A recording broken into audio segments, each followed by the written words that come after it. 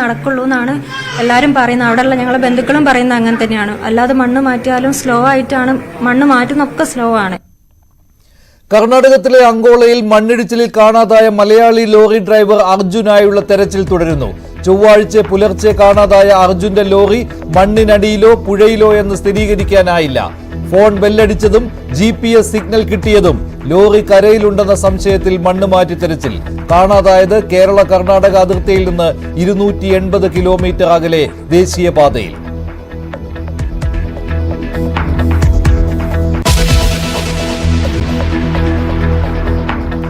അങ്കോളയിലെ മണ്ണിടിച്ചിലിൽ മരണം 7 മരിച്ചവരിൽ സ്ഥലത്ത് ഹോട്ടൽ നടത്തിയിരുന്ന കുടുംബത്തിലെ 5 പേരും. വാഹനങ്ങൾ ഒഴുകിപ്പോയിട്ടുണ്ടെന്ന് രക്ഷാപ്രവർത്തകർ. കനത്ത മഴ കാരണം മണ്ണ് മാറ്റുന്നത് സാവധാനം.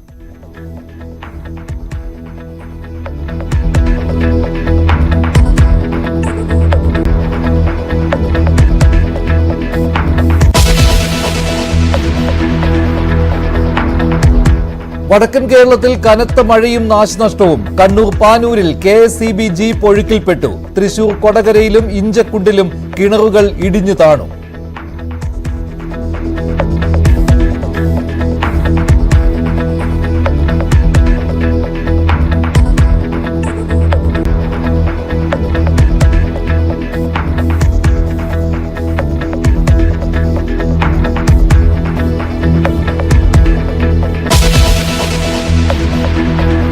കൊച്ചിയിൽ എല്ലാവരും ഇപ്പൊ ഞാൻ പറയാം മെറാൻ ട്രാവലിൽ പോയിക്കോ, ചുമ്മാ പോയിട്ട് ഇങ്ങനെ ആരെങ്കിലും ചോദിച്ചു കഴിഞ്ഞാൽ അവരിലുണ്ടാവും. അതെ, ഒരു വട്ടം സ്റ്റേഡിയം പോയിട്ട് ചോദിച്ചു കൊടുക്കുവോ 0.5 വേണം. കൊച്ചിയിലെ ലഹരി വിൽപ്പനയുടെ ഞെട്ടിക്കുന്ന വിവരങ്ങൾ തുറന്നു പറഞ്ഞ് മോഡൽ അൽക്ക ബോണി. മയക്കുമരുന്ന് കിട്ടാൻ മുംബൈയെക്കാളും ബംഗളൂരുവിനേക്കാളും എളുപ്പം കൊച്ചി. ലഹരി വിൽപ്പന പരസ്യമായിട്ടെന്നും ലഹരി കേസിൽ ജാമ്യം കിട്ടി പുറത്തു വന്ന മോഡൽ ന്യൂസ് 18നോട്.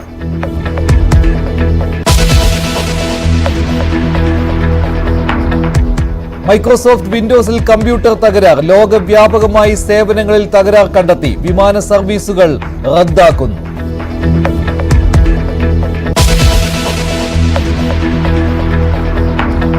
TP കേസ് പ്രതികൾക്ക് ശിക്ഷാ ഇളവ് നൽകാനുള്ള നീക്കം ചോർന്നത് അന്വേഷിക്കുന്നു. കണ്ണൂർ ജയിൽ സൂപ്രണ്ടിന്റെ പട്ടികയും വിശദീകരണവും ചോർന്നതിൽ ജയിൽ DGPയുടെ അന്വേഷണം. പോലീസിന് വീഴ്ച പറ്റിയോ എന്ന് കണ്ണൂർ DIG പരിശോധിക്കും.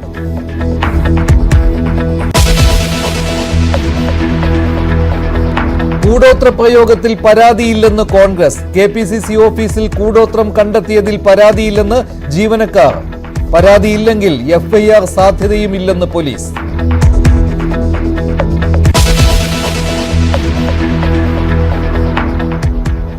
RSSുമായുള്ള തർക്കം പരിഹരിക്കാൻ BJP. നാളെ ഉത്തർപ്രദേശിൽ RSS നേതാക്കളുമായി കൂടിക്കാഴ്ച. യോഗി ആദിത്യനാഥും UP BJP അധ്യക്ഷനും പങ്കെടുക്കും. നേതാക്കളുടെ പരസ്യ പ്രസ്താവനകൾ ഒഴിവാക്കണമെന്ന് നിർദ്ദേശം.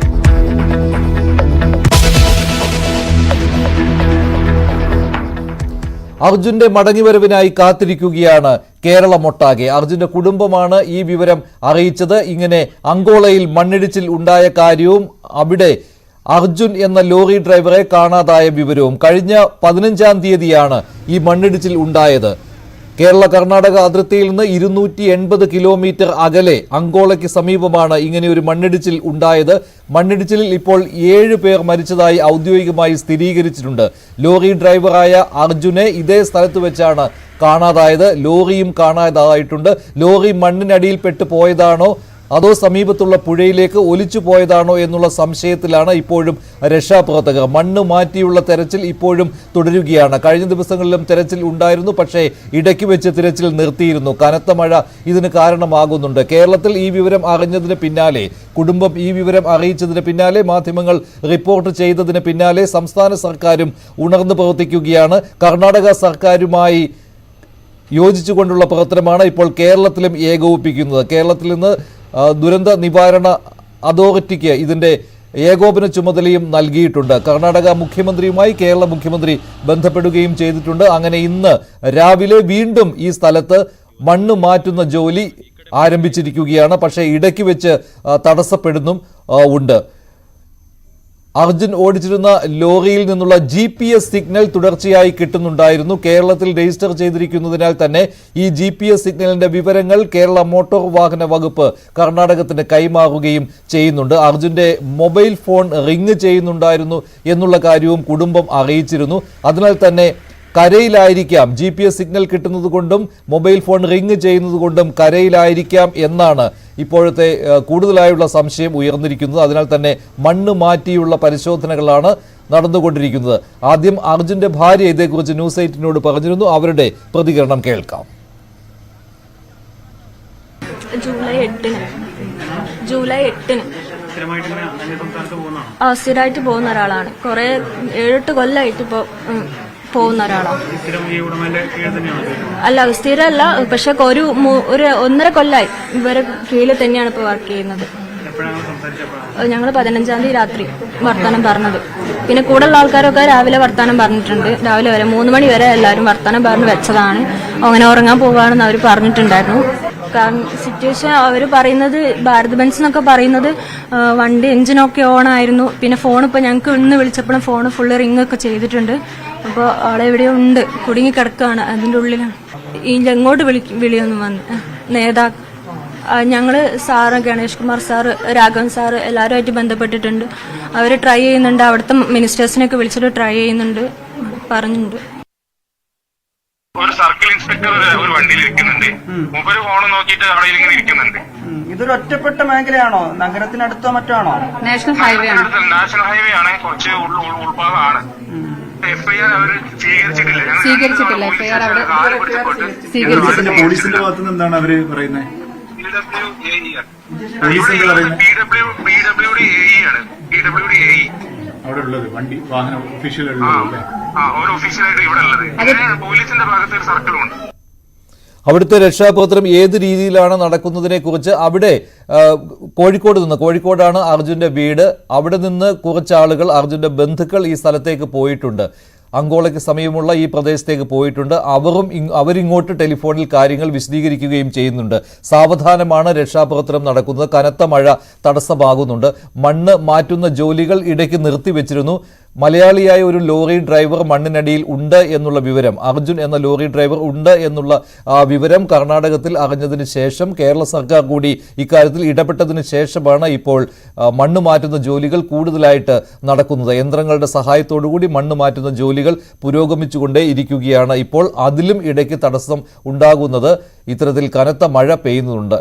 അതുകൊണ്ടാണ് ചീഫ് സെക്രട്ടറി ഡോക്ടർ വി വേണുവിന് മുഖ്യമന്ത്രി ഇക്കാര്യത്തെക്കുറിച്ച് നിർദ്ദേശം നൽകിയിട്ടുണ്ട്. സംഭവത്തിൽ കർണാടക സർക്കാരുമായി നിരന്തരം സമ്പർക്കം പുലർത്തി വരികയാണെന്ന് മന്ത്രി കെ രാജൻ പറഞ്ഞു. കേരള ദുരന്ത നിവാരണ അതോറിറ്റിയുടെ മെമ്പർ സെക്രട്ടറിയായ ശേഖർ ലൂക്കോസ് കുര്യാക്കോസിനെ ഇതിനായി ചുമതലപ്പെടുത്തിയെന്നും മന്ത്രി അറിയിച്ചു.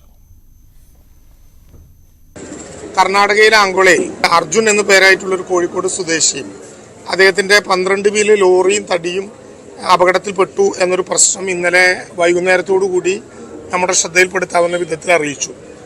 ഉടനടി സ്റ്റേറ്റ് എമർജൻസി ഓപ്പറേഷൻ സെന്ററിൽ നിന്നും അതിൻ്റെ ഭാഗമായിട്ടുള്ള STMAയിൽ നിന്നും ഞങ്ങളുടെയും മുഖ്യമന്ത്രിയുടെ ഓഫീസിൽ നിന്നും കർണാടക ഗവൺമെൻറ്റിന് അടിയന്തരമായിട്ടുള്ള സന്ദേശം പോയിട്ടുണ്ട്. ഇന്ന് രാവിലെ ഞങ്ങൾ അവരുമായിട്ട് ബന്ധപ്പെട്ടിരുന്നു. തെരച്ചിൽ വേണ്ടത്ര വേഗതയിലാകുന്നില്ല എന്ന് അവരുടെ ബന്ധുക്കൾക്കും അവരുടെ യൂണിയൻകാർക്കുമുള്ള പരാതി ഞങ്ങൾ അവിടെ ശ്രദ്ധയിൽപ്പെടുത്തിയിട്ടുണ്ട്. ഏറ്റവും വേഗതയിൽ ആ പ്രവർത്തനങ്ങൾക്ക് നേതൃത്വം നൽകാം എന്നവരിപ്പോൾ സമ്മതിക്കുകയും ചെയ്തിട്ടുണ്ട്. രക്ഷാപ്രവർത്തനം വേഗത്തിൽ നടക്കുന്നുണ്ടെന്ന് ശേഖർ ലൂക്കോസ് കുര്യാക്കോസ് ന്യൂസ് 8 പറഞ്ഞു. അദ്ദേഹത്തിനാണ് കേരള സർക്കാർ ഈ ചുമതല നൽകിയിരിക്കുന്നത്. അദ്ദേഹത്തിന്റെ വാക്കുകളിലേക്ക്. മന്ത്രി മുഹമ്മദ് റിയാസും മന്ത്രി ഗണേഷ് കുമാറും ഈ കാര്യത്തിൽ ശക്തമായ ഇടപെടലുകൾ നടത്തുന്നുണ്ട്. അവിടുത്തെ കളക്ടർമാരെ വിളിച്ചിട്ടുണ്ട്, അവിടുത്തെ മന്ത്രിമാരെ വിളിച്ചിട്ടുണ്ട്. ബാക്കി പറ്റുന്നൊക്കെ നമ്മുടെ സംസ്ഥാനത്ത് അല്ലേലും ഇത് മന്ത്രിമാരെ PS-മാര് തന്നെ വിളിച്ച് ഇങ്ങനെ ചോദിക്കുന്നുണ്ട്. ഒരു എന്തായി ഏതായി അവിടുത്തെ പിന്നെ DGPയോ ആരൊക്കെയോ വിളിച്ച്.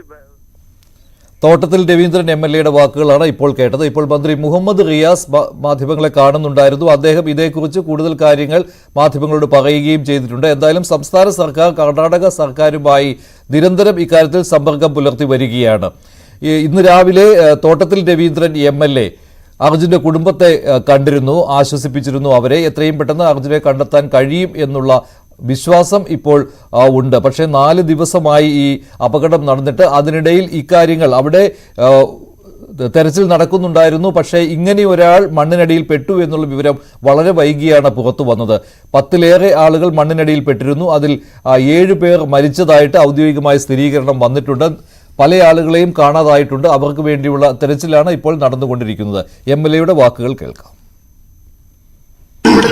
കേരളത്തിലാണെങ്കിൽ നിശ്ചയമായിട്ട് നമുക്കറിയാം, നാട്ടുകാർ തന്നെ ഇടപെട്ട് വലിയ തോതിലുള്ള പ്രവർത്തനം നടത്തും. ഇവിടെ ഒരു വ്യത്യാസമായ പക്ഷെ നമ്മള് റിമോട്ട് ഏരിയ ആയതുകൊണ്ടുള്ള ആള് താമസമില്ലാതെ ആ ഇടപെടലുകൾ കൃത്യമായിട്ട് നടക്കുന്നില്ല. അവിടെ അങ്ങനെ ഒരു പോരായ്മ ഉണ്ടാവും. മുഖ്യമന്ത്രിയുമായും കർണാടക മുഖ്യമന്ത്രിയുമായും ഡെപ്യൂട്ടി മുഖ്യമന്ത്രിയുമായും സംസാരിച്ചു. അവിടെ ഈ എർത്ത് നീക്കാനുള്ള നടപടി ആരംഭിച്ചു കഴിഞ്ഞു. കൂടുതൽ റെസ്ക്യൂ ഓപ്പറേഷന് നേവലാണ് നല്ലതെന്ന് അഭിപ്രായപ്പെട്ടു. നേവലിനോട് ആവശ്യപ്പെട്ട് നേവൽ പോവുകയാണ് അങ്ങോട്ടെന്നാണ് എന്നെ അറിയിച്ചത്. ഇപ്പോൾ ഞാൻ വീണ്ടും അവരെ ബന്ധപ്പെടാൻ വേണ്ടി പോവുകയാണ്.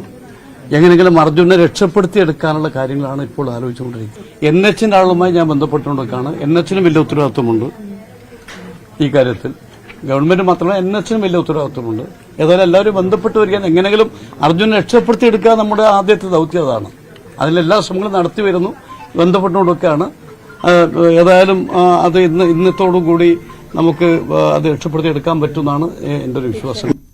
കൂടുതൽ വിവരങ്ങളുമായി KV ബൈജു ചേരുകയാണ്. ബൈജു, ഇപ്പോൾ ഏറ്റവും ഒടുവിൽ കിട്ടുന്ന വിവരം എന്താണ്? രക്ഷാപ്രവർത്തനം അവിടെ നടക്കുന്നുണ്ട്, മണ്ണ് മാറ്റുന്നുണ്ട് എന്ന കാര്യങ്ങൾ കേരള കർണാടക സർക്കാരുകൾ തമ്മിൽ ഫോണിൽ സംസാരിക്കുമ്പോൾ, അവരുടെ പ്രതിനിധികൾ തമ്മിൽ സംസാരിക്കുമ്പോൾ വിവരങ്ങളായി കിട്ടുന്നുണ്ട്. പക്ഷേ ഇടയ്ക്ക് മഴ പെയ്യുന്നത് തടസ്സമായിട്ടുണ്ടോ? എന്താണ് ഏറ്റവും ഒടുവിലത്തെ അപ്ഡേറ്റ്? മഞ്ജുഷേ, ഈ ദുരന്തത്തിന്റെ വ്യാപ്തി വളരെ വലുതാണ്. അതാണ് ഇതിൽ ഏറ്റവും പ്രധാനം. മാത്രമല്ല, മഞ്ജു സൂചിപ്പിച്ചതുപോലെ തന്നെ വലിയ തോതിലുള്ള മഴ ഇപ്പോൾ ഇവിടെ ആരംഭിച്ചിരിക്കുന്നു. രാവിലെ ചെറിയ കാലാവസ്ഥക്ക് അനുകൂല കാലാവസ്ഥയാണെങ്കിൽ ഇപ്പോൾ വളരെ പ്രതികൂലമായ ഒരു കാലാവസ്ഥയാണ്. ഈ രക്ഷാപ്രവർത്തനം വളരെ മന്ദഗതിയിലാണ് ഇപ്പോൾ നടക്കുന്നത്. ഒരു NDRF-ന്റെ സംഘം മാത്രമാണുള്ളത്. മറ്റൊരു NDRF-ന്റെ സംഘം ഇങ്ങോട്ടേക്ക് വന്നുകൊണ്ടിരിക്കുന്നു എന്നാണ് അവിടുന്ന് ജില്ലാ ഭരണകൂടം അറിയിച്ചിട്ടുള്ളത്. എന്തായാലും വളരെ മന്ദഗതിയിലാണ് ഇപ്പോൾ ഈ രക്ഷാപ്രവർത്തനം നടക്കുന്നതെന്ന് പറയേണ്ടി വരും. ഏതായാലും വലിയ വീഴ്ച ഈ കാര്യത്തിൽ വന്നിട്ടുണ്ട്. കാരണം 16-ാം തീയതി രാവിലെ 8:30 നടന്ന ഒരു അപകടം ഇത്രയും ദിവസമായിട്ടും ഇതിലൊരു രക്ഷാപ്രവർത്തനം പൂർണ്ണമായി എത്തിക്കാൻ 3 ദിവസം പിന്നിടുമ്പോഴും കഴിഞ്ഞിട്ടില്ല എന്നത് തന്നെയാണ് ഏറ്റവും പ്രധാനം. ഇതിൽ ആശ്വാസമായ കുറച്ച് കാര്യങ്ങൾ, ഈ അർജുന്റെ ഫോൺ ഇന്ന് രാവിലെ 8 മണി വരെ റിംഗ് ആയി എന്നതാണ്. മാത്രമല്ല, ഈ വാഹനത്തിന്റെ എഞ്ചിൻ സ്റ്റാർട്ടായി തന്നെയുണ്ട്. ഇതിൽ AC ഇട്ട് ഇത്തരത്തിൽ വിശ്രമിക്കുന്ന സമയത്തായിരിക്കാം ഈ വലിയ തോതിലുള്ള കുന്ന് ഇത്തരത്തിൽ ഇടിഞ്ഞു വീഴുന്ന ഒരു സാഹചര്യം ഉണ്ടായത്. അങ്ങനെയെങ്കിൽ വാഹനത്തിന് വലിയ കേടുപാടുകൾ സംഭവിച്ചിട്ടില്ല. മാത്രമല്ല, 1/2 ടാങ്ക് ഡീസലും ഈ ഭാരത് ബെൻസ് കമ്പനിക്കാർ ഇതിൽ പരിശോധന നടത്തിയപ്പോൾ കണ്ടെത്തിയിട്ടുണ്ട്. അങ്ങനെയെങ്കിൽ AC പ്രവർത്തിക്കുന്നുണ്ടാവും. ആ ക്യാബിനകത്ത് ഉറങ്ങുന്ന സമയത്തായിരിക്കാം ഇത്തരത്തിൽ അപകടം സംഭവിച്ചെന്ന ഒരു വിലയിരുത്തലാണ് ഇപ്പോൾ ഉള്ളത്. ഏതായാലും കാസർഗോഡ് ജില്ലാ കളക്ടറൊപ്പം കോഴിക്കോട് ജില്ലാ കളക്ടർ ഇവർക്കാണ് ഏകോപന ചുമതലയുള്ളത്. അതായത് 16-ാം തീയതി രാവിലെ 8:30 അപകടം നടന്നത്. ഫോൺ ഇന്ന് രാവിലെ 8 മണി വരെ ഈ മൊബൈൽ ഫോൺ, അർജുന്റെ മൊബൈൽ ഫോൺ റിംഗ് ആയിരുന്നു. പക്ഷേ ഇപ്പോൾ അത് സ്വിച്ച് ഓഫ് ആണ്. ഏതായാലും ബന്ധുക്കളും ഒപ്പം ഈ വാഹന ഉടമയും ഈ സ്ഥലത്തെത്തിയിട്ടുണ്ട്. വലിയ തോതിലുള്ള കുന്നിടിച്ചൽ ഭീഷണി ഇപ്പോഴും ഈ പ്രദേശത്ത് നിൽക്കുന്നുണ്ട്. അത് തന്നെയാണ് ഈ രക്ഷാപ്രവർത്തനത്തിന് വലിയ തടസ്സമാകുന്നത്. ഏതായാലും നമ്മൾ ഇപ്പോൾ ഈ അപകടം നടന്ന ഭാഗത്തേക്ക് ഇപ്പോൾ അങ്ങോട്ട് പോയിക്കൊണ്ടിരിക്കുകയാണ്. ഏതായാലും കൂടുതൽ വിവരങ്ങൾ നമുക്ക് അവിടെ എത്തിയാലും മനസ്സിലാക്കാൻ പറ്റും. ഈ ബന്ധുക്കൾ ഇവിടെ എത്തിയിട്ടുണ്ട്. അവർ ഈ സ്പോട്ടിൽ, ഈ സംഭവം നടന്ന സ്ഥലത്തിനുണ്ട്. അവിടെ ഇപ്പോൾ അവർ സൂചിപ്പിക്കുന്ന പ്രകാരം 2 JCB ഉപയോഗിച്ച് ചെറിയ തോതിൽ മണ്ണ് മാന്തുന്ന ഒരു പ്രവൃത്തി മാത്രമാണ് നടത്തുന്നത്. ഈ മല വലിയൊരു കുന്ന്, ഇത്തരത്തിൽ മല ഇടിഞ്ഞു വീണ അവിടെ ഉണ്ടായിരുന്ന ഒരു പുഴ പോലും നികത്തുന്ന രീതിയിലേക്ക് കാര്യങ്ങൾ മാറി. 10-15 വീട് അവിടുന്ന് ഒലിച്ചു പോയൊരു സാഹചര്യം ഉണ്ടായി.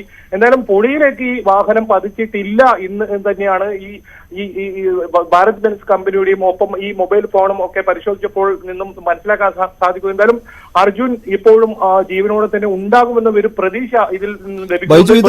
ഈ അപകടം എല്ലാവരും അറിഞ്ഞ ഒരു അപകടമാണല്ലോ അല്ലേ? കഴിഞ്ഞ കുറച്ച് ദിവസങ്ങളിലായി ഇതേ സ്ഥലത്ത് തന്നെ രക്ഷാപ്രവർത്തനം തുടരുകയും ചെയ്യുന്നുണ്ടായിരുന്നുവല്ലോ. പക്ഷെ ഇങ്ങനെ ഒരാളെ കുറിച്ചുള്ള വിവരം ഇപ്പോഴാണ്, ഇന്നലെ വൈകിട്ടോടെയാണ് വരുന്നത് അല്ലേ? ഇങ്ങനെ ഒരാൾ മണ്ണിനടിയിലോ അല്ലെങ്കിൽ പുഴയിലോ എവിടെയാണ് അവിടെ വെച്ച് കാണാതായി, ആ സ്പോട്ടിൽ കാണാതായി എന്നുള്ള വിവരം.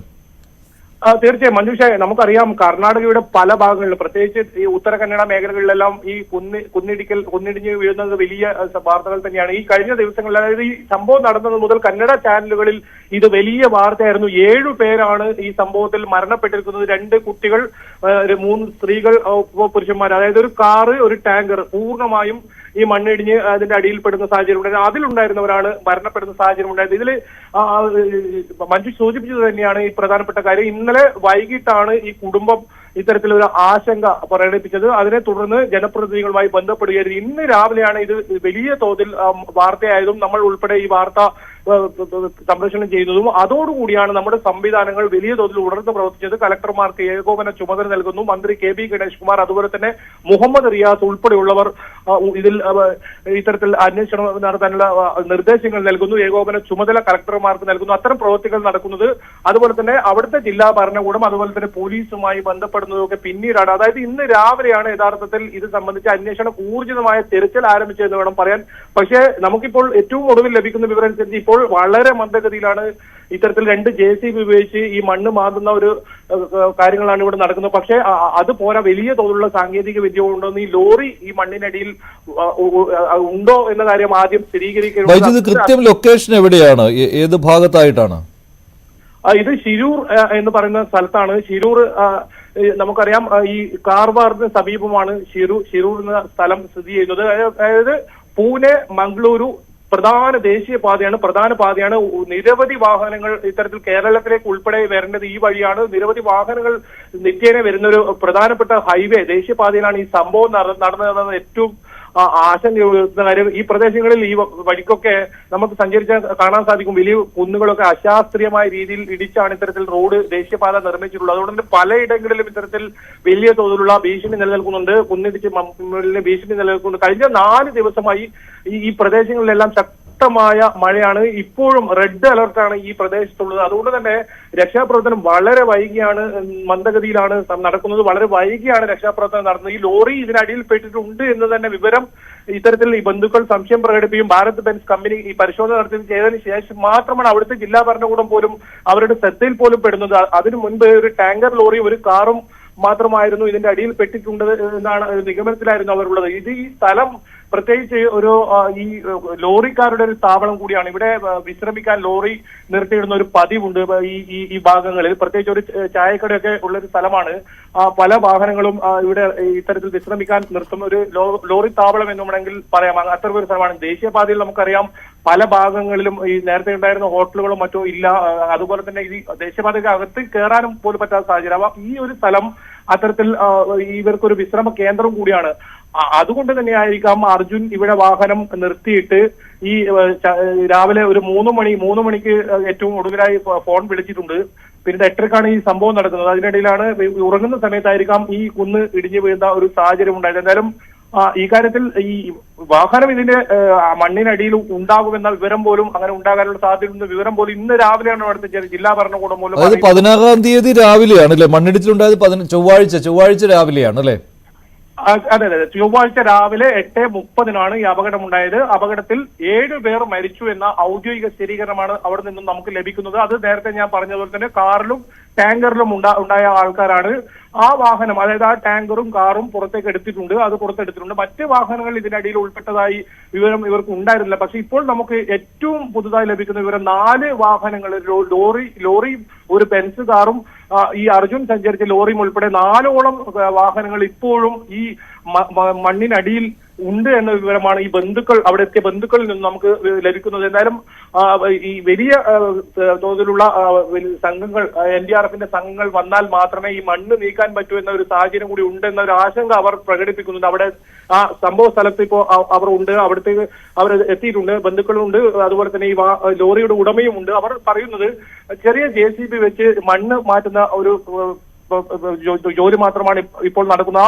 ആ സമീപത്തായുള്ള പുഴ പൂർണ്ണമായും ഈ കുന്നിടിഞ്ഞ് വീണ് നികന്ന ഒരു സാഹചര്യമാണ്. പുഴയിൽ വെള്ളം, ഒരു കുന്ന് തന്നെ പുഴയിൽ രൂപപ്പെട്ട രീതിയിൽ അത്ര വലിയൊരു മലയിടിച്ചില്ല. ദുരന്തത്തിന്റെ വ്യാപ്തി നമുക്കപ്പോൾ ഊഹിക്കാവുന്നതേ ഉള്ളൂ. അത്രയും വലിയൊരു കുന്ന് അത്രത്തോളം ഇടിഞ്ഞു വീഴുന്ന ഒരു സാഹചര്യമാണ് ഉണ്ടായത്. പക്ഷെ അപ്പോഴും ഈ രക്ഷാപ്രവർത്തനം വളരെ മന്ദഗതിയിലായിരുന്നു എന്ന് വേണം പറയാൻ. ഈ മണ്ണ് ദേശീയപാതയായിട്ടും പൂർണ്ണമായി നീക്കം ചെയ്യാനൊന്നും ഇത്രയും ദിവസമായിട്ടും ആരും തയ്യാറായിട്ടില്ല. അധികൃതരുടെ ഭാഗത്ത് വലിയ വീഴ്ച വന്നിട്ടുണ്ട്. ഇപ്പോഴാണ് വലിയ തോതിലുള്ള സമ്മർദ്ദം ഉണ്ടായത്. അതായത് ഇവിടുന്ന് ജനപ്രതിനിധികൾ കർണാടക മുഖ്യമന്ത്രിയെ ഉൾപ്പെടെ ഉപമുഖ്യമന്ത്രിയെ ഉൾപ്പെടെ വിളിക്കുകയും അവരുടെ നിർദ്ദേശപ്രകാരം ഇപ്പോൾ തിരച്ചിൽ തുടരുക. ഏതായാലും ഒരു NDRFന്റെ സംഘം മാത്രമാണ് നിലവിൽ ഇപ്പോൾ തിരച്ചിലിനുള്ളത്. കൂടുതൽ NDRFന്റെ സംഘം അവിടത്തേക്ക് എത്തിക്കൊണ്ടേയിരിക്കുന്നുള്ളൂ. എന്തായാലും മണ്ണിനടിയിലാണ് എന്നുള്ള കാര്യം, മണ്ണിനടിയിലാണ് ലോറി എന്നുള്ള കാര്യം സ്ഥിരീകരിച്ചിട്ടുണ്ട്. GPS സിഗ്നൽ കിട്ടുന്നത് അതുകൊണ്ടാണ് എന്ന് ആ ഒരു കാരണത്താൽ മണ്ണിനടിയിലാണെന്ന് സ്ഥിരീകരിച്ചിരിക്കുന്നു. അതുപോലെ ഈ ഗംഗാവലി നദിയിൽ ഈ മറ്റു ലോറികൾ ഇല്ല, അക്കാര്യവും സ്ഥിരീകരിച്ചിട്ടുണ്ടോ? അതോ ഒഴുകിപ്പോയ ലോറികളുമുണ്ട് എന്നാണോ പുഴയിൽ?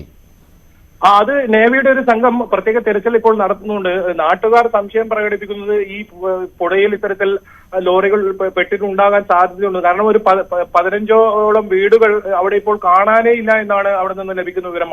ഇതിന്റെ വ്യാപ്തി ഇനി മരണ സംഖ്യ ഉയരാനുള്ള ഒരു സാധ്യത തന്നെയാണ് അത് വിരൽ ചൂണ്ടുന്നത്. പുഴയിലേക്ക് ഇത്തരത്തിൽ ഒഴുക്കിൽപ്പെട്ട കൂടുതൽ വാഹനങ്ങൾ ഒഴുക്കപ്പെട്ടിട്ടുണ്ടോ, അവിടെ എത്ര വാഹനങ്ങൾ നിർത്തിയിട്ടിട്ടുണ്ടെന്നോ അല്ലെങ്കിൽ എത്ര വാഹനങ്ങൾ അതുവഴി സഞ്ചരിച്ചെന്നോ ഇത് സംബന്ധിച്ച ഒരു വിവരവും അവിടുത്തെ ജില്ലാ ഭരണകൂടത്തിന്റെ കയ്യിൽ ഇല്ല എന്നതാണ് ഏറ്റവും ആശങ്ക ഉയർത്തുന്നത്. അത് ഏകോപിപ്പിക്കാനാണ് ഇപ്പോൾ നമ്മുടെ കാസർഗോഡ് ഉൾപ്പെടെയുള്ള കലക്ടർമാർ ഇപ്പോൾ ശ്രമിക്കുന്നത്. ഏതായാലും കേരളത്തിൽ നിന്നുള്ള മറ്റ് കൂടുതൽ വാഹനങ്ങൾ ഏതെങ്കിലും ഇതുവഴി ഇതിൽ അപകടത്തിൽ പെട്ടിട്ടുണ്ടോ എന്ന കാര്യവും അന്വേഷിക്കുന്നുണ്ട്. ഏതായാലും അർജുൻ യാത്ര ചെയ്തിരുന്ന ലോറി, അതായത് ഈ മരവും വലിയ മരമാണ്, പുതിയ വാഹനമാണ്, ബെൻസിന്റെ പുതിയ വാഹനമാണ്. ഇതിൽ സാങ്കേതിക വിദ്യ അത്രത്തോളം ഉള്ള ഒരു വാഹനമായതുകൊണ്ട് തന്നെയാണ് ഇത്തരത്തിൽ ട്രേസ് ചെയ്യാൻ പറ്റിയത്. ഈ മണ്ണിന്റെ അടിയിൽ ഉണ്ട് എന്ന കാര്യം കുടുംബങ്ങൾക്ക് വലിയ ആശ്വാസമായിരുന്നു. അത് ഈ ഫോൺ രാവിലെ റിങ് ചെയ്തതും ഏതെങ്കിലും തരത്തിൽ പുഴയിലേക്കോ മറ്റോ ഈ വാഹനം അകപ്പെട്ടിട്ടില്ല എന്നതിന്റെ തെളിവാണ്. കാരണം എഞ്ചിൻ ഇപ്പോഴും സ്റ്റാർട്ടായി തന്നെ കിടക്കുന്നുണ്ട്. അതുകൊണ്ട് ഈ മണ്ണിനടിയിൽ ഇത് വാഹനം മണ്ണിന്റെ അടിയിൽ തന്നെ ഉണ്ടാകും എന്ന ഒരു നിഗമനത്തിൽ തന്നെയാണ് അവിടുത്തെ ജില്ലാ ഭരണകൂടവും ഉള്ളത്. ഏതായാലും ഇപ്പോൾ നടക്കുന്ന ഈ തിരച്ചിൽ അത് ഏതായാലും ഈ കാര്യത്തിൽ ആശങ്കയുണ്ട്. ഈ തരത്തിലുള്ള തെരച്ചിൽ വൈകാനാണ് ഇനിയും സാധ്യത. ശരി ബൈജു, എന്തായാലും സ്ഥലത്ത് എത്തിയിട്ട് വിളിക്കാം. ബൈജു അങ്ങോട്ടുള്ള യാത്രയിലാണ്, അങ്കോളയിലേക്കുള്ള യാത്രയിലാണ്. ബൈജു കൃത്യമായിട്ട് ആ ലൊക്കേഷൻ പറഞ്ഞിരുന്നു. മംഗളൂരു പൂനെ ദേശീയ പാതയിലാണ് ഈ സ്ഥലം, ഉത്തര കന്നഡയിലാണ്, കാർവാർ ജില്ലയിലാണ് അങ്കോള. അതിന് സമീപം തന്നെയാണ്, ഗംഗാവലി നദിക്ക് സമീപമാണ് ഈ മണ്ണിടിച്ചിൽ ഉണ്ടായിരിക്കുന്നത്. വാഹനങ്ങൾ, ലോറികൾ ഗംഗാവലി നദിയിലേക്ക് ഒഴുകിപ്പോയിട്ടുണ്ട് എന്നുള്ള സംശയം ഇപ്പോഴും ജനങ്ങൾ പറയുന്നുണ്ട്, അവിടുത്തെ നാട്ടുകാർ പറയുന്നുണ്ട്. ലോറി താവളമായിരുന്നു ഈ സ്ഥലം, അവിടെയാണ് ഇങ്ങനെ ഒരു മണ്ണിടിച്ചിൽ ഉണ്ടായത്. ലോറികൾക്ക് മുകളിലേക്ക് പതിക്കുകയായിരുന്നു കുന്നിടിഞ്ഞ്. ഇതിൽ അർജുന്റെ ലോറിയുടെ GPS സിഗ്നൽ ഇന്ന് പുലർച്ചെയും കിട്ടിയിട്ടുണ്ട് എന്നാണ് ഗതാഗത മന്ത്രി KB ഗണേഷ് കുമാറും ഇതേക്കുറിച്ച് പറഞ്ഞിരുന്നു. കേരളത്തിൽ രജിസ്റ്റർ ചെയ്ത വാഹനമാണ്, മോട്ടോർ വാഹന വകുപ്പിന് ഈ സിഗ്നൽ കിട്ടുന്നുണ്ട്. അതിനാൽ തന്നെ ഈ സിഗ്നലിന്റെ വിവരങ്ങൾ കർണാടക സർക്കാരിന് കൈമാറുകയും ചെയ്യുന്നുണ്ട്.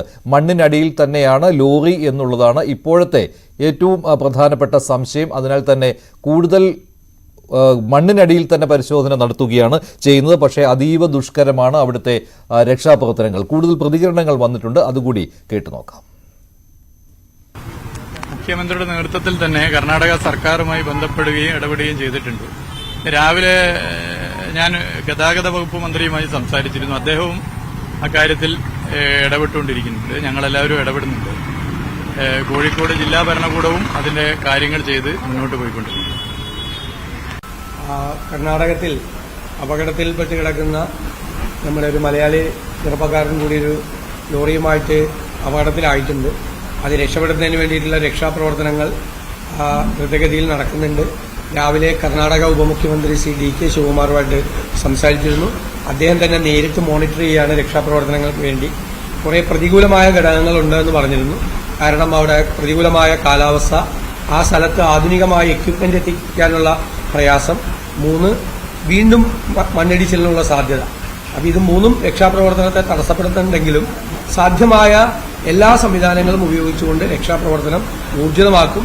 അദ്ദേഹത്തിന്റെ ഓഫീസിനോട് നമ്മളെ മോണിറ്റർ ചെയ്യാൻ, നമ്മളെ അറിയിക്കാൻ ഉള്ള നിർദ്ദേശം കൂടി അദ്ദേഹം കൊടുത്തിട്ടുള്ള കാര്യം അറിയിക്കുന്നു.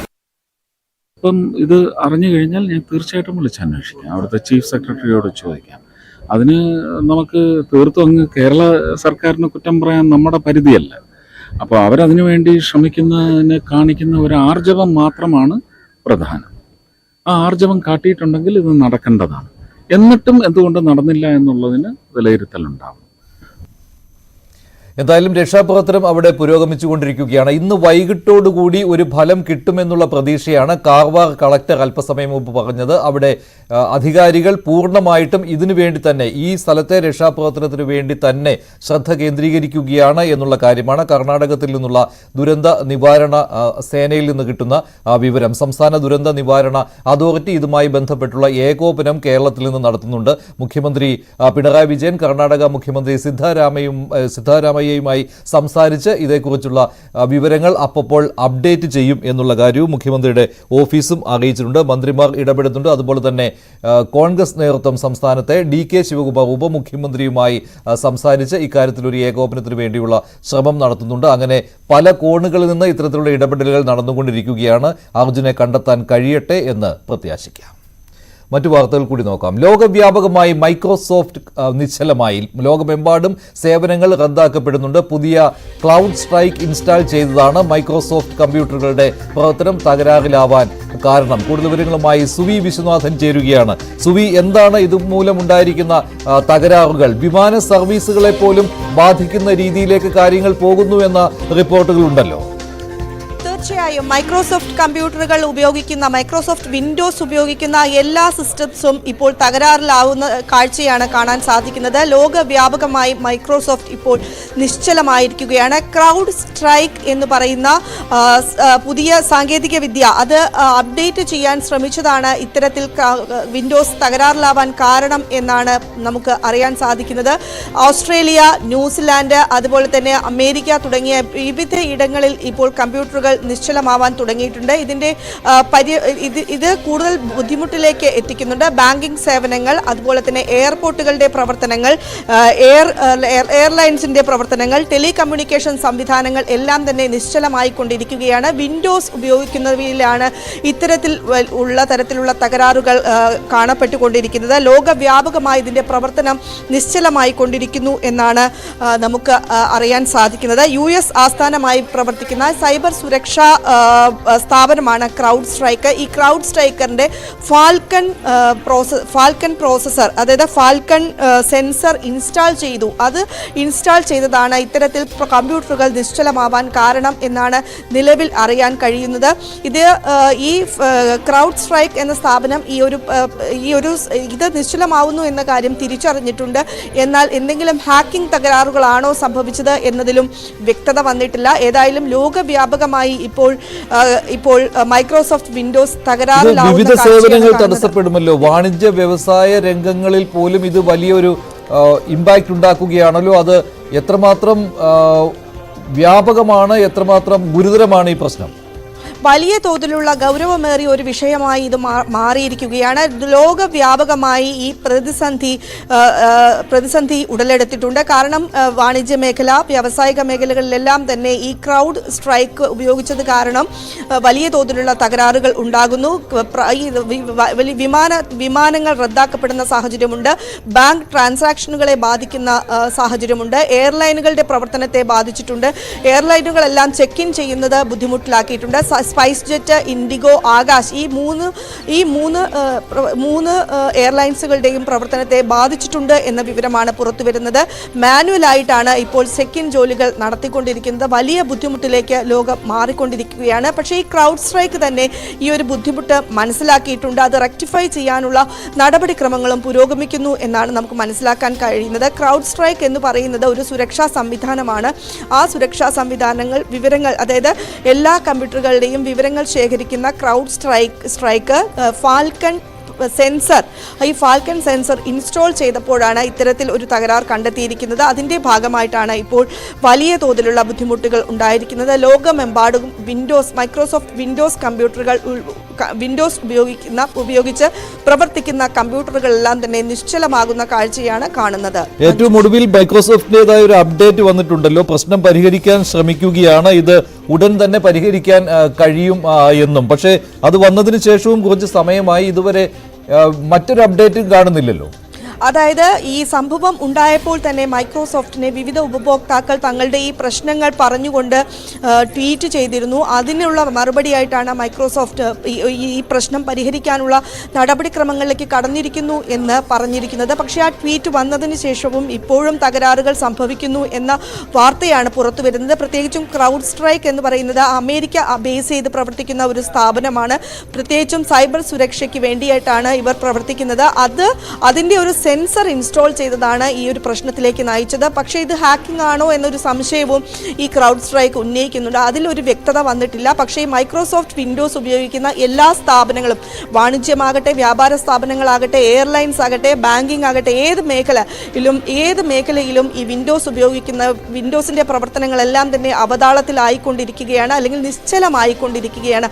അതിന്റെ ഒരു പ്രത്യക്ഷ ഉദാഹരണമാണ് എയർലൈൻ കമ്പനികൾ ഇപ്പോൾ മാനുവലിലേക്ക് ഓട്ടോമാറ്റിക് ചെക്കിനുകൾ മാറ്റി മാനുവലായി ചെക്കിൻ നടപടികൾ തുടങ്ങിയിരിക്കുന്നു. ഓരോ എയർലൈൻസിന്റെ ഇപ്പോൾ എക്സിൽ ട്വീറ്റുകൾ വന്നുകൊണ്ടിരിക്കുകയാണ്. അവർ മാനുവൽ സംവിധാനത്തിലേക്ക് മാറുകയാണ്. അതുകൊണ്ട് താമസമുണ്ടാകും. വിമാന സർവീസുകളെ അത് ബാധിക്കുന്നുണ്ട്. ബോർഡിംഗ് പാസുകൾ നൽകുന്നതിന് വേണ്ടി തകരാർ സംഭവിക്കുന്നുണ്ട് എന്ന് ഓരോ എയർലൈൻസിന്റേതുമായിട്ട് ഇപ്പോൾ എക്സിൽ ട്വീറ്റുകൾ വന്നുകൊണ്ടിരിക്കുകയാണ്. ഇതിൽ യാത്രക്കാർ സഹകരിക്കണം എന്നും വിവിധ വിമാന കമ്പനികൾ ആവശ്യപ്പെടുന്നുണ്ട്. അത് ഈ സർവീസ് സേവനം വീണ്ടും തുടങ്ങുന്നതിൽ കാലതാമസം നേരിടുന്നു എന്നതിന്റെ സൂചന കൂടിയാണ്. ലോകമെമ്പാടുമുള്ള ബിസിനസ്സുകളെയും ഉപഭോക്താക്കളെയും ബാധിച്ചിരിക്കുകയാണ്. മൈക്രോസോഫ്റ്റിന്റെ ക്ലൗഡ് സേവനങ്ങളുടെയും ആപ്പുകളുടെയും സാങ്കേതിക തകരാർ ഏറ്റവും പുതിയ ക്രൗഡ് സ്ട്രൈക്ക് അപ്ഡേറ്റ് കാരണമെന്നുള്ള റിപ്പോർട്ട് അത് സ്ഥിരീകരിച്ചു കഴിഞ്ഞിട്ടുണ്ട്. US മേഖലയിലെ ക്ലൗഡ് സർവീസുകളിലെ തകരാർ നിരവധി വിമാന സർവീസുകൾ റദ്ദാക്കാൻ കാരണമായെന്ന് വാർത്താ ഏജൻസികളും റിപ്പോർട്ട് ചെയ്തുകൊണ്ടിരിക്കുകയാണ്. ഇന്ത്യയിൽ ഏത് തരത്തിലാണ് ഇതിന്റെ ഒരു ഇമ്പാക്റ്റ് ഉണ്ടായിരിക്കുന്നത്? ഇതേക്കുറിച്ചുള്ള എന്തെങ്കിലും പുതിയ വിവരങ്ങളുണ്ടോ സുവി? ഇന്ത്യയിൽ ഇപ്പോൾ നമുക്ക് ലഭ്യമായിരിക്കുന്ന വിവരങ്ങൾ എന്നാൽ എയർലൈൻസുകൾ തകരാറിലായി എന്ന വിവരങ്ങളാണ് നമുക്ക് അറിയാൻ സാധിക്കുന്നത്. പ്രത്യേകിച്ചും ആകാശ്, ഇൻഡിഗോ, അതുപോലെ തന്നെ സ്പൈസ് ജെറ്റ്, ഈ 3 എയർലൈൻസുകളും തകരാറിലായിട്ടുണ്ട്, പ്രവർത്തനങ്ങൾ തകരാറിലായിട്ടുണ്ട് എന്ന വിവരമാണ് പുറത്തേക്ക് വന്നിരിക്കുന്നത്. അതിൽ ഈ എല്ലാവരും ഓട്ടോമാറ്റിക് ചെക്കിൻ ആണ് ഉപയോഗിച്ചിരുന്നത്. പക്ഷേ അത് മാറ്റിക്കൊണ്ട് ഇപ്പോൾ മാനുവൽ ചെക്കിങ്ങിലേക്ക് മാറിയിട്ടുണ്ട്. ആ മാനുവൽ ചെക്കിംഗ് കാരണം വിവിധ വിമാനങ്ങൾ റദ്ദാക്കപ്പെടുന്ന സാഹചര്യം കൂടെ ഉണ്ടായിട്ടുണ്ട് എന്നാണ് മനസ്സിലാക്കാൻ കഴിയുന്നത്. ഇലോൺ മസ്ക് ഇതുമായി ബന്ധപ്പെട്ട ട്വീറ്റ് പുറത്തിറക്കുകയും മറ്റും ചെയ്തിട്ടുണ്ട്. 2021-ലും ഇതിന് സമാനമായ സാഹചര്യങ്ങൾ ഉണ്ടായിരുന്നു. ഇപ്പോൾ വീണ്ടും ഇത് സമാനമായ ഒരു സാഹചര്യം ഉണ്ടായിരിക്കുകയാണ്. പ്രത്യേകിച്ചും ഇന്ത്യയിൽ ഇപ്പോൾ നിലവിൽ പുറത്തുവരുന്ന വിവരങ്ങൾ എന്ന് പറയുന്നത് 3 എയർലൈനുകളുടെ സർവീസുകൾ ബുദ്ധിമുട്ടിലായിട്ടുണ്ട്. അതാണ് ആകാശ്, ഇൻഡിഗോ, അതുപോലെ തന്നെ സ്പൈസ് ജെറ്റ്.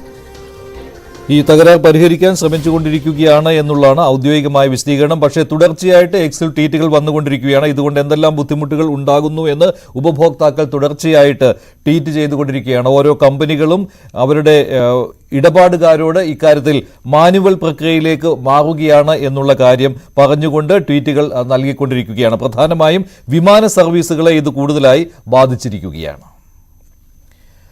മറ്റു വാർത്തകൾ കൂടി നോക്കാം. സംസ്ഥാനത്ത് മഴയുടെ ശക്തി കുറയുകയാണ്. ഒരു ജില്ലയിലും റെഡ് അലർട്ട് ഇപ്പോൾ നൽകിയിട്ടില്ല. കോഴിക്കോട്, വയനാട്, കണ്ണൂർ, കാസർഗോഡ് ജില്ലകളിൽ ഓറഞ്ച് അലർട്ടാണ് ഏറ്റവും പുതിയ അപ്ഡേറ്റ് അനുസരിച്ച്. എറണാകുളം മുതൽ മലപ്പുറം വരെ 5 ജില്ലകളിൽ യെല്ലോ അലർട്ടുമുണ്ട്. ബംഗാൾ ഉൾക്കടലിൽ പുതിയതായി ഒരു ന്യൂനമർദ്ദം കൂടി രൂപപ്പെടുന്നതായി മുന്നറിയിപ്പ് നൽകിയിട്ടുണ്ട്. 2 ആഴ്ച കൂടി മഴ തുടരുമെന്നും വേണ്ടത്ര മുന്നൊരുക്കങ്ങൾ നടത്തിയിട്ടുണ്ടെന്നും റവന്യൂ മന്ത്രി കെ രാജൻ അറിയിച്ചു.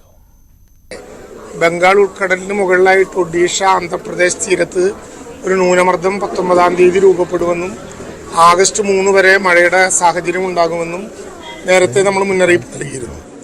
ആ ന്യൂനമർദ്ദം ഇതിനകം ബംഗാൾ ഉൾക്കടലിൽ രൂപപ്പെട്ടു കഴിഞ്ഞു.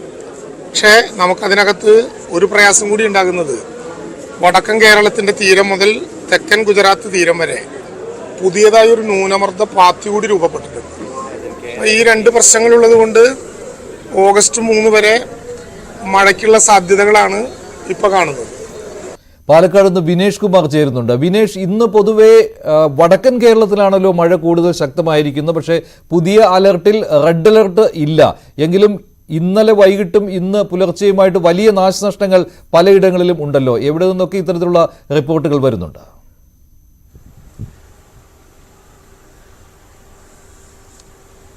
മഞ്ജുഷ്, വടക്കൻ കേരളത്തിൽ മഴ ഇപ്പോഴും ശക്തമായി തന്നെ തുടരുകയാണ്. എന്നാൽ രാവിലെ ഉള്ളതിനേക്കാൾ ചെറിയ മാറ്റം ഉണ്ടായിട്ടുണ്ട്. അത് കണ്ണൂരും കാസർഗോഡും എല്ലാം തന്നെ ശക്തമായ മഴ തന്നെയുണ്ട്. അതുപോലെ തന്നെ വയനാടാണ് കഴിഞ്ഞ കുറച്ച് ദിവസങ്ങളായി 2-3 ദിവസങ്ങളായി ശക്തമായ മഴ വയനാട്ടിലുണ്ട്. ഒപ്പം തന്നെ താഴ്ന്ന പ്രദേശങ്ങളെല്ലാം തന്നെ വെള്ളത്തിലാണ്. കോഴിക്കോടും ശക്തമായ മഴ തുടരുന്ന ഒരു സാഹചര്യമുണ്ട്. പുഴകളെല്ലാം നിറഞ്ഞു കവിഞ്ഞൊഴുകുന്നു. മലപ്പുറം ജില്ലയുടെ ചില ഭാഗങ്ങളിൽ ശക്തമായ മഴയുണ്ട്. എല്ലാ സ്ഥലങ്ങളിലും ഇല്ലെങ്കിൽ പോലും ശക്തമായ മഴയുണ്ട്. പാലക്കാട് ജില്ലയിലേക്ക് എത്തുമ്പോൾ പാലക്കാട് ഇന്ന് രാവിലെ ശക്തമായ മഴയുണ്ടായിരുന്നു. ഇന്നലെ രാത്രിയിലും ഉണ്ടായിരുന്നു. താഴ്ന്ന പ്രദേശങ്ങൾ പലതും വെള്ളത്തിലാണ്. പല വീടുകളിൽ വെള്ളം കയറി. ഒപ്പം തന്നെ ഈ മലബാർ മേഖലയിലേക്ക് എടുക്കുമ്പോൾ പലയിടങ്ങളിലും ഗതാഗതം തടസ്സപ്പെടുന്ന ഒരു സ്ഥിതിവിശേഷമുണ്ട്. അതായത് റോഡുകൾ, മരങ്ങൾ കടപുഴകിയും മരങ്ങളുടെ കൊമ്പൊടിഞ്ഞും റോഡുകളിലേക്ക് വീഴുന്നു. ഒപ്പം തന്നെ വൈദ്യുതി ലൈനിലേക്ക് വീണ് അതായത് വൈദ്യുതി ഇല്ലാത്തൊരു സ്ഥിതിവിശേഷമുണ്ട്. പല സ്ഥലത്തും വൈദ്യുതി പുനഃസ്ഥാപിക്കാൻ പറ്റാത്ത ഒരു അവസ്ഥയുണ്ട്. എന്തായാലും ഈ കോഴിക്കോട് വിദ്യാഭ്യാസ സ്ഥാപനങ്ങൾക്ക് സ്കൂൾ മാത്രമാണ് അവധി നൽകിയിട്ടുള്ളത്. വയനാടെല്ലാം തന്നെ മുഴുവൻ വിദ്യാഭ്യാസ സ്ഥാപനങ്ങൾക്കും അവധി നൽകിയിട്ടുണ്ട്. പാലക്കാടും മുഴുവൻ വിദ്യാഭ്യാസ സ്ഥാപനങ്ങൾക്കും അവധി നൽകിയിട്ടുണ്ട്. നമുക്കറിയാം പാലക്കാട് പ്രധാനമായും മറ്റുള്ള ജില്ലകളെ അപേക്ഷിച്ച് പാലക്കാട് വടക്കൻ ജില്ലകളിൽ പൊതുവെ മഴ കുറവുള്ള സ്ഥലമാണ്. പക്ഷേ ഇന്നലെ ഒരു കുട്ടികളെയും കൊണ്ടുപോകുന്ന ഒരു വാഹനം, 20ഓളം കുട്ടികളുണ്ടായിരുന്ന ഒരു സ്കൂൾ ബസ് കനാലിലേക്ക് മറിഞ്ഞൊരു സംഭവം ഉണ്ടായി. ഇതിൻ്റെയൊക്കെ ഒരു പശ്ചാത്തലം കൂടി കണക്കിലെടുത്തുകൊണ്ടാണ് ജില്ലാ കളക്ടർ ഇവിടുത്തെ മുഴുവൻ വിദ്യാഭ്യാസ സ്ഥാപനങ്ങൾക്കും അവധി പ്രഖ്യാപിച്ചിട്ടുള്ളത്. എന്തായാലും ശക്തമായ മഴയില്ല. ഒപ്പം തന്നെ ഈ മലയോര മേഖലയിലേക്ക് ചുരം വഴിയുള്ള ഗതാഗതം വൈകിട്ട് 6-നും രാവിലെ 6-നും ഇടയിലുള്ള ഗതാഗതത്തിന് നിയന്ത്രണമുണ്ട്. അത്യാവശ്യ ഘട്ടങ്ങളിൽ മാത്രമേ ഈ റോഡുകളിലൂടെ ഈ മലയോര മേഖലയിലേക്ക് യാത്ര ചെയ്യാവൂ എന്നുള്ളൊരു കർശന നിർദ്ദേശം ജില്ലാ ഭരണകൂടത്തിന്റെ ഭാഗത്തുനിന്നുണ്ടായിട്ടുണ്ട്. ഒപ്പം തന്നെ തോടുകളും പുഴകളും എല്ലാം തന്നെ കരകവിഞ്ഞൊഴുകുന്ന സ്ഥിതിവിശേഷമുണ്ട്. തോടുകളിലും വെള്ളക്കെട്ടുകളിലും പുഴകളിലും ഒന്നും കുളിക്കാനോ മറ്റാവശ്യങ്ങൾക്കോ വേണ്ടി ഇറങ്ങരുത് എന്നുള്ളൊരു കർശന നിർദ്ദേശം കൂടി ആളുകൾക്ക് ജില്ലാ ഭരണകൂടം നൽകിയിട്ടുണ്ട്.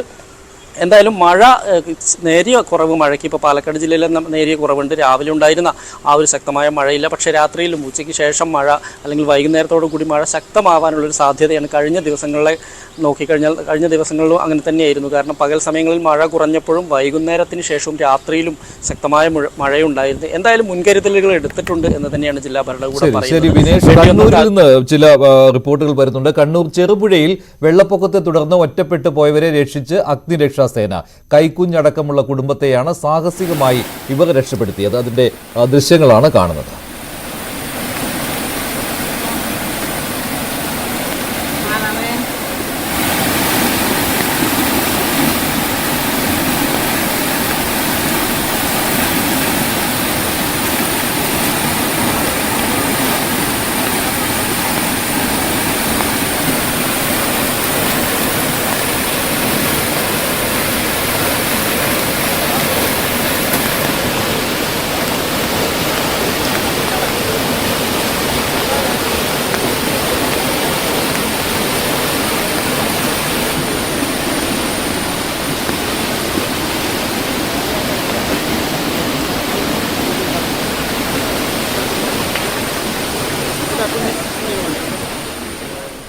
കുത്തിയൊലിക്കുന്ന തോടിനപ്പുറത്തുള്ള വീട്ടിൽ നിന്നാണ് കുഞ്ഞിനെ സാഹസികമായി തന്നെ അഗ്നിരക്ഷാസേന രക്ഷപ്പെടുത്തിയത്. കണ്ണൂർ ചെറുപുഴയിലാണ് ഈ സംഭവം നടന്നത്. കനത്ത മഴയായതിനാൽ കണ്ണൂർ ജില്ലയിൽ 4 ദുരിതാശ്വാസ ക്യാമ്പുകൾ തുറന്നിട്ടുണ്ട്.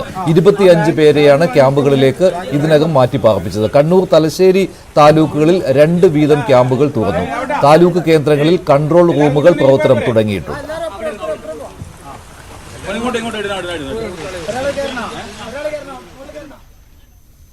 മലപ്പുറം നിലമ്പൂരിൽ നിന്നുള്ള ഒരു റിപ്പോർട്ടാണ്. സംരക്ഷണ ഭിത്തി നിർമ്മിച്ച് നൽകാമെന്ന് അധികൃതർ ഉറപ്പുകൊടുത്തതിനാൽ നിലമ്പൂർ നാരങ്ങാപ്പൊയിൽ മേഖലയിലെ ആദിവാസികളും പോത്തുകല്ല് പഞ്ചായത്തിൽ നടത്തിയ കുത്തിയിരിപ്പ് സമരം അവസാനിപ്പിച്ചു. സംരക്ഷണ ഭിത്തി നിർമ്മിക്കാനുള്ള ചെലവ് കണക്കാക്കി റിപ്പോർട്ട് നൽകാനാണ് ജില്ലാ കളക്ടർ നിർദ്ദേശം നൽകിയത്. സർക്കാരിന്റെ തീരുമാനം അംഗീകരിച്ച് സമരത്തിൽ നിന്ന് പിന്മാറാനും ദുരിതാശ്വാസ ക്യാമ്പിലേക്ക് മാറാനും ആദിവാസികൾ സമ്മതിച്ചിട്ടുണ്ട്. CV അനുമോ തയ്യാറാക്കിയ റിപ്പോർട്ട് കാണാം. പ്രദേശത്ത് സുരക്ഷാ ഭിത്തി നിർമ്മിക്കാനുള്ള എസ്റ്റിമേറ്റ് തയ്യാറാക്കാമെന്ന് തഹസിൽദാർ ഉറപ്പുകൊടുത്തതിന്റെ അടിസ്ഥാനത്തിൽ ഇപ്പോൾ പോത്തുകല്ല് പഞ്ചായത്തിൽ 2 ദിവസമായി നടന്നിരുന്ന സമരം നിർത്തിവെക്കാൻ ഇവർ തീരുമാനിച്ചിരിക്കുകയാണ്. ഉണ്ണേട്ട, എന്ത് സാഹചര്യത്തിലാണ് നമ്മൾ സമരം തീരുമാനിച്ചത്? നമ്മൾ തീരുമാനിച്ച ഇപ്പോൾ ITDP പിന്നെ വില്ലേജ് ഓഫീസറും ഇവരൊക്കെ വന്ന് ഞങ്ങളോട് ആദ്യം എന്നെ വിളിച്ച് ഒരു റൂമിലേക്ക് വിളിച്ച് കാര്യങ്ങളൊക്കെ സംസാരിച്ചു. അപ്പം ഞാൻ പറഞ്ഞു, ഞാൻ ഒറ്റയ്ക്ക് സംസാരിച്ചിട്ട് കാര്യമല്ല, ഇതിൻ്റെ പിന്നിൽ പ്രവർത്തിക്കുന്ന ആൾക്കാർ വേറെ ഉണ്ട്, അവർ താഴത്തിരിക്കുന്നുണ്ട്, അവരെ കൂടി വിളിച്ചിട്ട് അവരോട് ചോദിച്ചിട്ട് നമുക്ക് സംസാരിക്കാമെന്ന് പറഞ്ഞു. അപ്പൊ പുള്ളി പറഞ്ഞു ചാനലുകാരെ മുന്നിലേക്ക് പോകാൻ എനിക്ക് താല്പര്യമല്ല, നമുക്ക് റൂമിലിരുന്ന് സംസാരിക്കാം. അപ്പൊ ഞാൻ പറഞ്ഞു റൂമിലിരുന്ന് സംസാരിച്ചാൽ ശരിയാവില്ല, നമുക്ക് അവരെ അടുത്ത് പോയി ചാനലുകാരെ മുന്നിൽ നിങ്ങൾ പറയണം. ഞങ്ങൾക്ക് ഉറപ്പ് തന്നെ ഭിത്തികെട്ട സംരക്ഷിക്കാം, പിന്നെ വീടിന്റെ കാര്യങ്ങൾ നിർമ്മിക്കാൻ ഉള്ള പദ്ധതി അത് എത്രയും എസ്റ്റിമേറ്റ് കൊടുത്തുകൊണ്ട് എത്രയും പെട്ടെന്ന് ശരിയാക്കാന്നാണ്. അതുകൊണ്ടാണ് അല്ലെങ്കിൽ വീണ്ടും സമരക്കാരും ഇത് നടപടി എടുത്തിട്ടില്ലെങ്കിൽ വീണ്ടും സമരക്കാരും.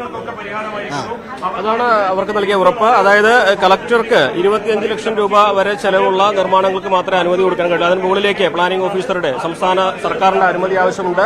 അതുകൊണ്ട് തന്നെ അതിനുള്ള ഒരു സാവകാശം വേണ്ടിവരുമെന്നാണ് പറയുന്നത്. അപ്പോൾ എന്താണ് തഹസിൽദാർ ഉറപ്പ് കൊടുത്തത്? പരിഗണിക്കാം തന്നെയാണ് അല്ലേ? അതെ അതെ, അതായത് രണ്ട് കാര്യങ്ങളാണ്. ഒന്ന്, അവർക്ക് വീടിന് ഭീഷണിയായി നിൽക്കുന്ന സംരക്ഷണ ഭിത്തി നിർമ്മിച്ച് നൽകാമെന്നും, രണ്ടാമത്തേതായി 4 വീടുകളാണ് അവിടെ പിന്നെ താമസയോഗ്യമല്ലാത്ത രീതിയിൽ ഉള്ളത്. ആ വീടുകൾ പുനർനിർമ്മിച്ച് നൽകാമെന്നും ഇതിൽ സാധ്യമല്ലെങ്കിൽ അവർക്ക് മറ്റു സ്ഥലത്ത് വീടും സ്ഥലവും അനുവദിക്കാമെന്നും കളക്ടർ ഉറപ്പ് നൽകിയിട്ടുണ്ട് എന്നാണ് തഹസിൽദാർ അറിയിച്ചിട്ടുള്ളത്. ഇല്ല, അത് പ്രൊട്ടക്ഷൻ വാൾ അറിയാലോ, കുറച്ച് സമയമെടുക്കും. എസ്റ്റിമേറ്റ് തയ്യാറാക്കി അതിന്റെ പ്രൊസീജിയർ സ്പീഡപ്പ് ആക്കി തന്നെ ചെയ്യാമെന്നാണ് അറിയിച്ചിട്ടുള്ളത്. ഇത് ഒരു ഇഴഞ്ഞ രീതിയിൽ, കാരണം ആ രീതിയിലുള്ള ഒരു ഇതല്ല. അതിനു വേണ്ടിയിട്ടാണ് നമ്മൾ ഇത്തരത്തിലുള്ള സമരമുറ സ്വീകരിച്ചപ്പോൾ ഇവരെ കൂടെ നിൽക്കേണ്ടി വന്നത്. എത്രയും പെട്ടെന്ന് തന്നെ, കാരണം അടുത്ത ഒരു വർഷക്കാലം ആകുമ്പോഴേക്കും അവർക്ക് ഈ ഒരു പ്രൊട്ടക്ഷൻ വാളിന്റെ ഈ ഒരു ആനുകൂല്യം ലഭിക്കണം എന്നുള്ള രീതിയിൽ തന്നെയാണ് നമ്മൾ ഇടപെടുന്നത്. തീർച്ചയായും ഇതിനൊരു ഫോളോ അപ്പ് ഞങ്ങളുടെ ഭാഗത്തുനിന്നുണ്ടാവും. വർഷത്തെ ഒരു വലിയ ആശങ്കയ്ക്ക് താൽക്കാലികമായ പരിഹാരം ലഭിച്ചു. അത് വലിയൊരു ആശ്വാസം തന്നെയാണ്. അതാണ് സമരം ചെയ്തവർക്കും അതിന് നേതൃത്വം കൊടുത്തവർക്കും ഒക്കെ പങ്കുവെക്കാനുള്ളത്. കാരണം 3 വർഷമായി ഇവർ നേരിട്ടിരുന്ന വലിയ ആശങ്കയായിരുന്നു. എപ്പോൾ വേണമെങ്കിലും ഇടിഞ്ഞു വീഴാവുന്ന ആ ഒരു മൺതിട്ടയ്ക്ക് താഴെയായിരുന്നു ആ 3 വീടുകൾ ഉണ്ടായിരുന്നത്. അതിന് ഒരു സുരക്ഷാഭിത്തി നിർമ്മിച്ച് അവരുടെ വീടുകൾ സുരക്ഷിതമാക്കണമെന്നൊരു ആവശ്യമായിരുന്നു ഉന്നയിച്ചിരുന്നത്. പക്ഷേ ഇതിന്റെ ചെലവ് പഞ്ചായത്തിന് മാത്രം വഹിക്കാൻ കഴിയാത്തതായതുകൊണ്ട് പല പല കാരണങ്ങൾ പറഞ്ഞ് അധികൃതർ ഒഴിഞ്ഞു മാറുന്ന ഒരു സാഹചര്യം. അതിനൊക്കെ തന്നെ ഇപ്പോൾ ഇവരുടെ സമരം പരിഹാരം ഉണ്ടാക്കിയിരിക്കുന്നു. എന്താണെങ്കിലും കളക്ടർ ഇതിൽ ഇടപെട്ടിട്ടുണ്ട്. ഏറെ വൈകാതെ തന്നെ നടപടികൾ ആരംഭിക്കുന്ന ഉറപ്പും കൊടുത്തിട്ടുണ്ട്. അതുകൊണ്ട് തന്നെ അവർ സമാധാനപരമായിട്ട് പോത്തുകല്ല് പഞ്ചായത്തും പിരിഞ്ഞു പോവുകയാണ്. അഖിലോട്ട് പറയ്ക്കൊപ്പം CV അനുമോദ്, ന്യൂസ് 18. കോഴിക്കോട് നിന്നുള്ള ഒരു റിപ്പോർട്ടാണ്. ശക്തമായ മഴയെ തുടർന്ന് കോഴിക്കോട് കാരശ്ശേരിയിൽ കിണർ ഇടിഞ്ഞു താണു. വെള്ളം പമ്പ് ചെയ്യുന്ന മോട്ടോർ ഉൾപ്പെടെ ഇടിഞ്ഞു.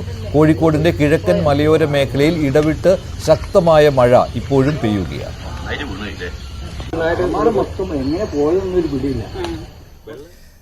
ഇടുക്കി കരുണാപുരത്ത് മരം വീണ് വീട് തകർന്നു. വീട്ടുടമയായ ഇസ്മായിലിന്റെ ഭാര്യ അൻസലിനയ്ക്ക് നിസ്സാര പരിക്കേറ്റു. മരം വീണതിനെ തുടർന്ന് ഷീറ്റ് പൊട്ടി ഇവരുടെ തലയ്ക്കാണ് പരിക്കേറ്റത്. കുടുംബാംഗങ്ങൾ ഭക്ഷണം കഴിച്ചുകൊണ്ടിരുന്നപ്പോഴായിരുന്നു ഈ അപകടമുണ്ടായത്. ശക്തമായ മഴയെ തുടർന്ന് കോഴിക്കോട് മുക്കത്തെ അഗസ്ത്യാമൊഴി കൈതപ്പൊയിൽ റോഡ് വിണ്ടുകീറി. ആദ്യഘട്ട ടാറിംഗ് പൂർത്തീകരിച്ച റോഡാണിത്. 30 മീറ്ററോളമാണ് വിണ്ടുകീറിയത്. വിണ്ടുകീറിയ ഭാഗം കരാർ കമ്പനിയായ ഊരാളുങ്കൽ ലേബർ കോൺട്രാക്ട് സൊസൈറ്റി താൽക്കാലികമായി എമൽഷൻ പ്ലാസ്റ്റർ ഉപയോഗിച്ച് അടച്ചിരിക്കുകയാണ് ഇപ്പോൾ.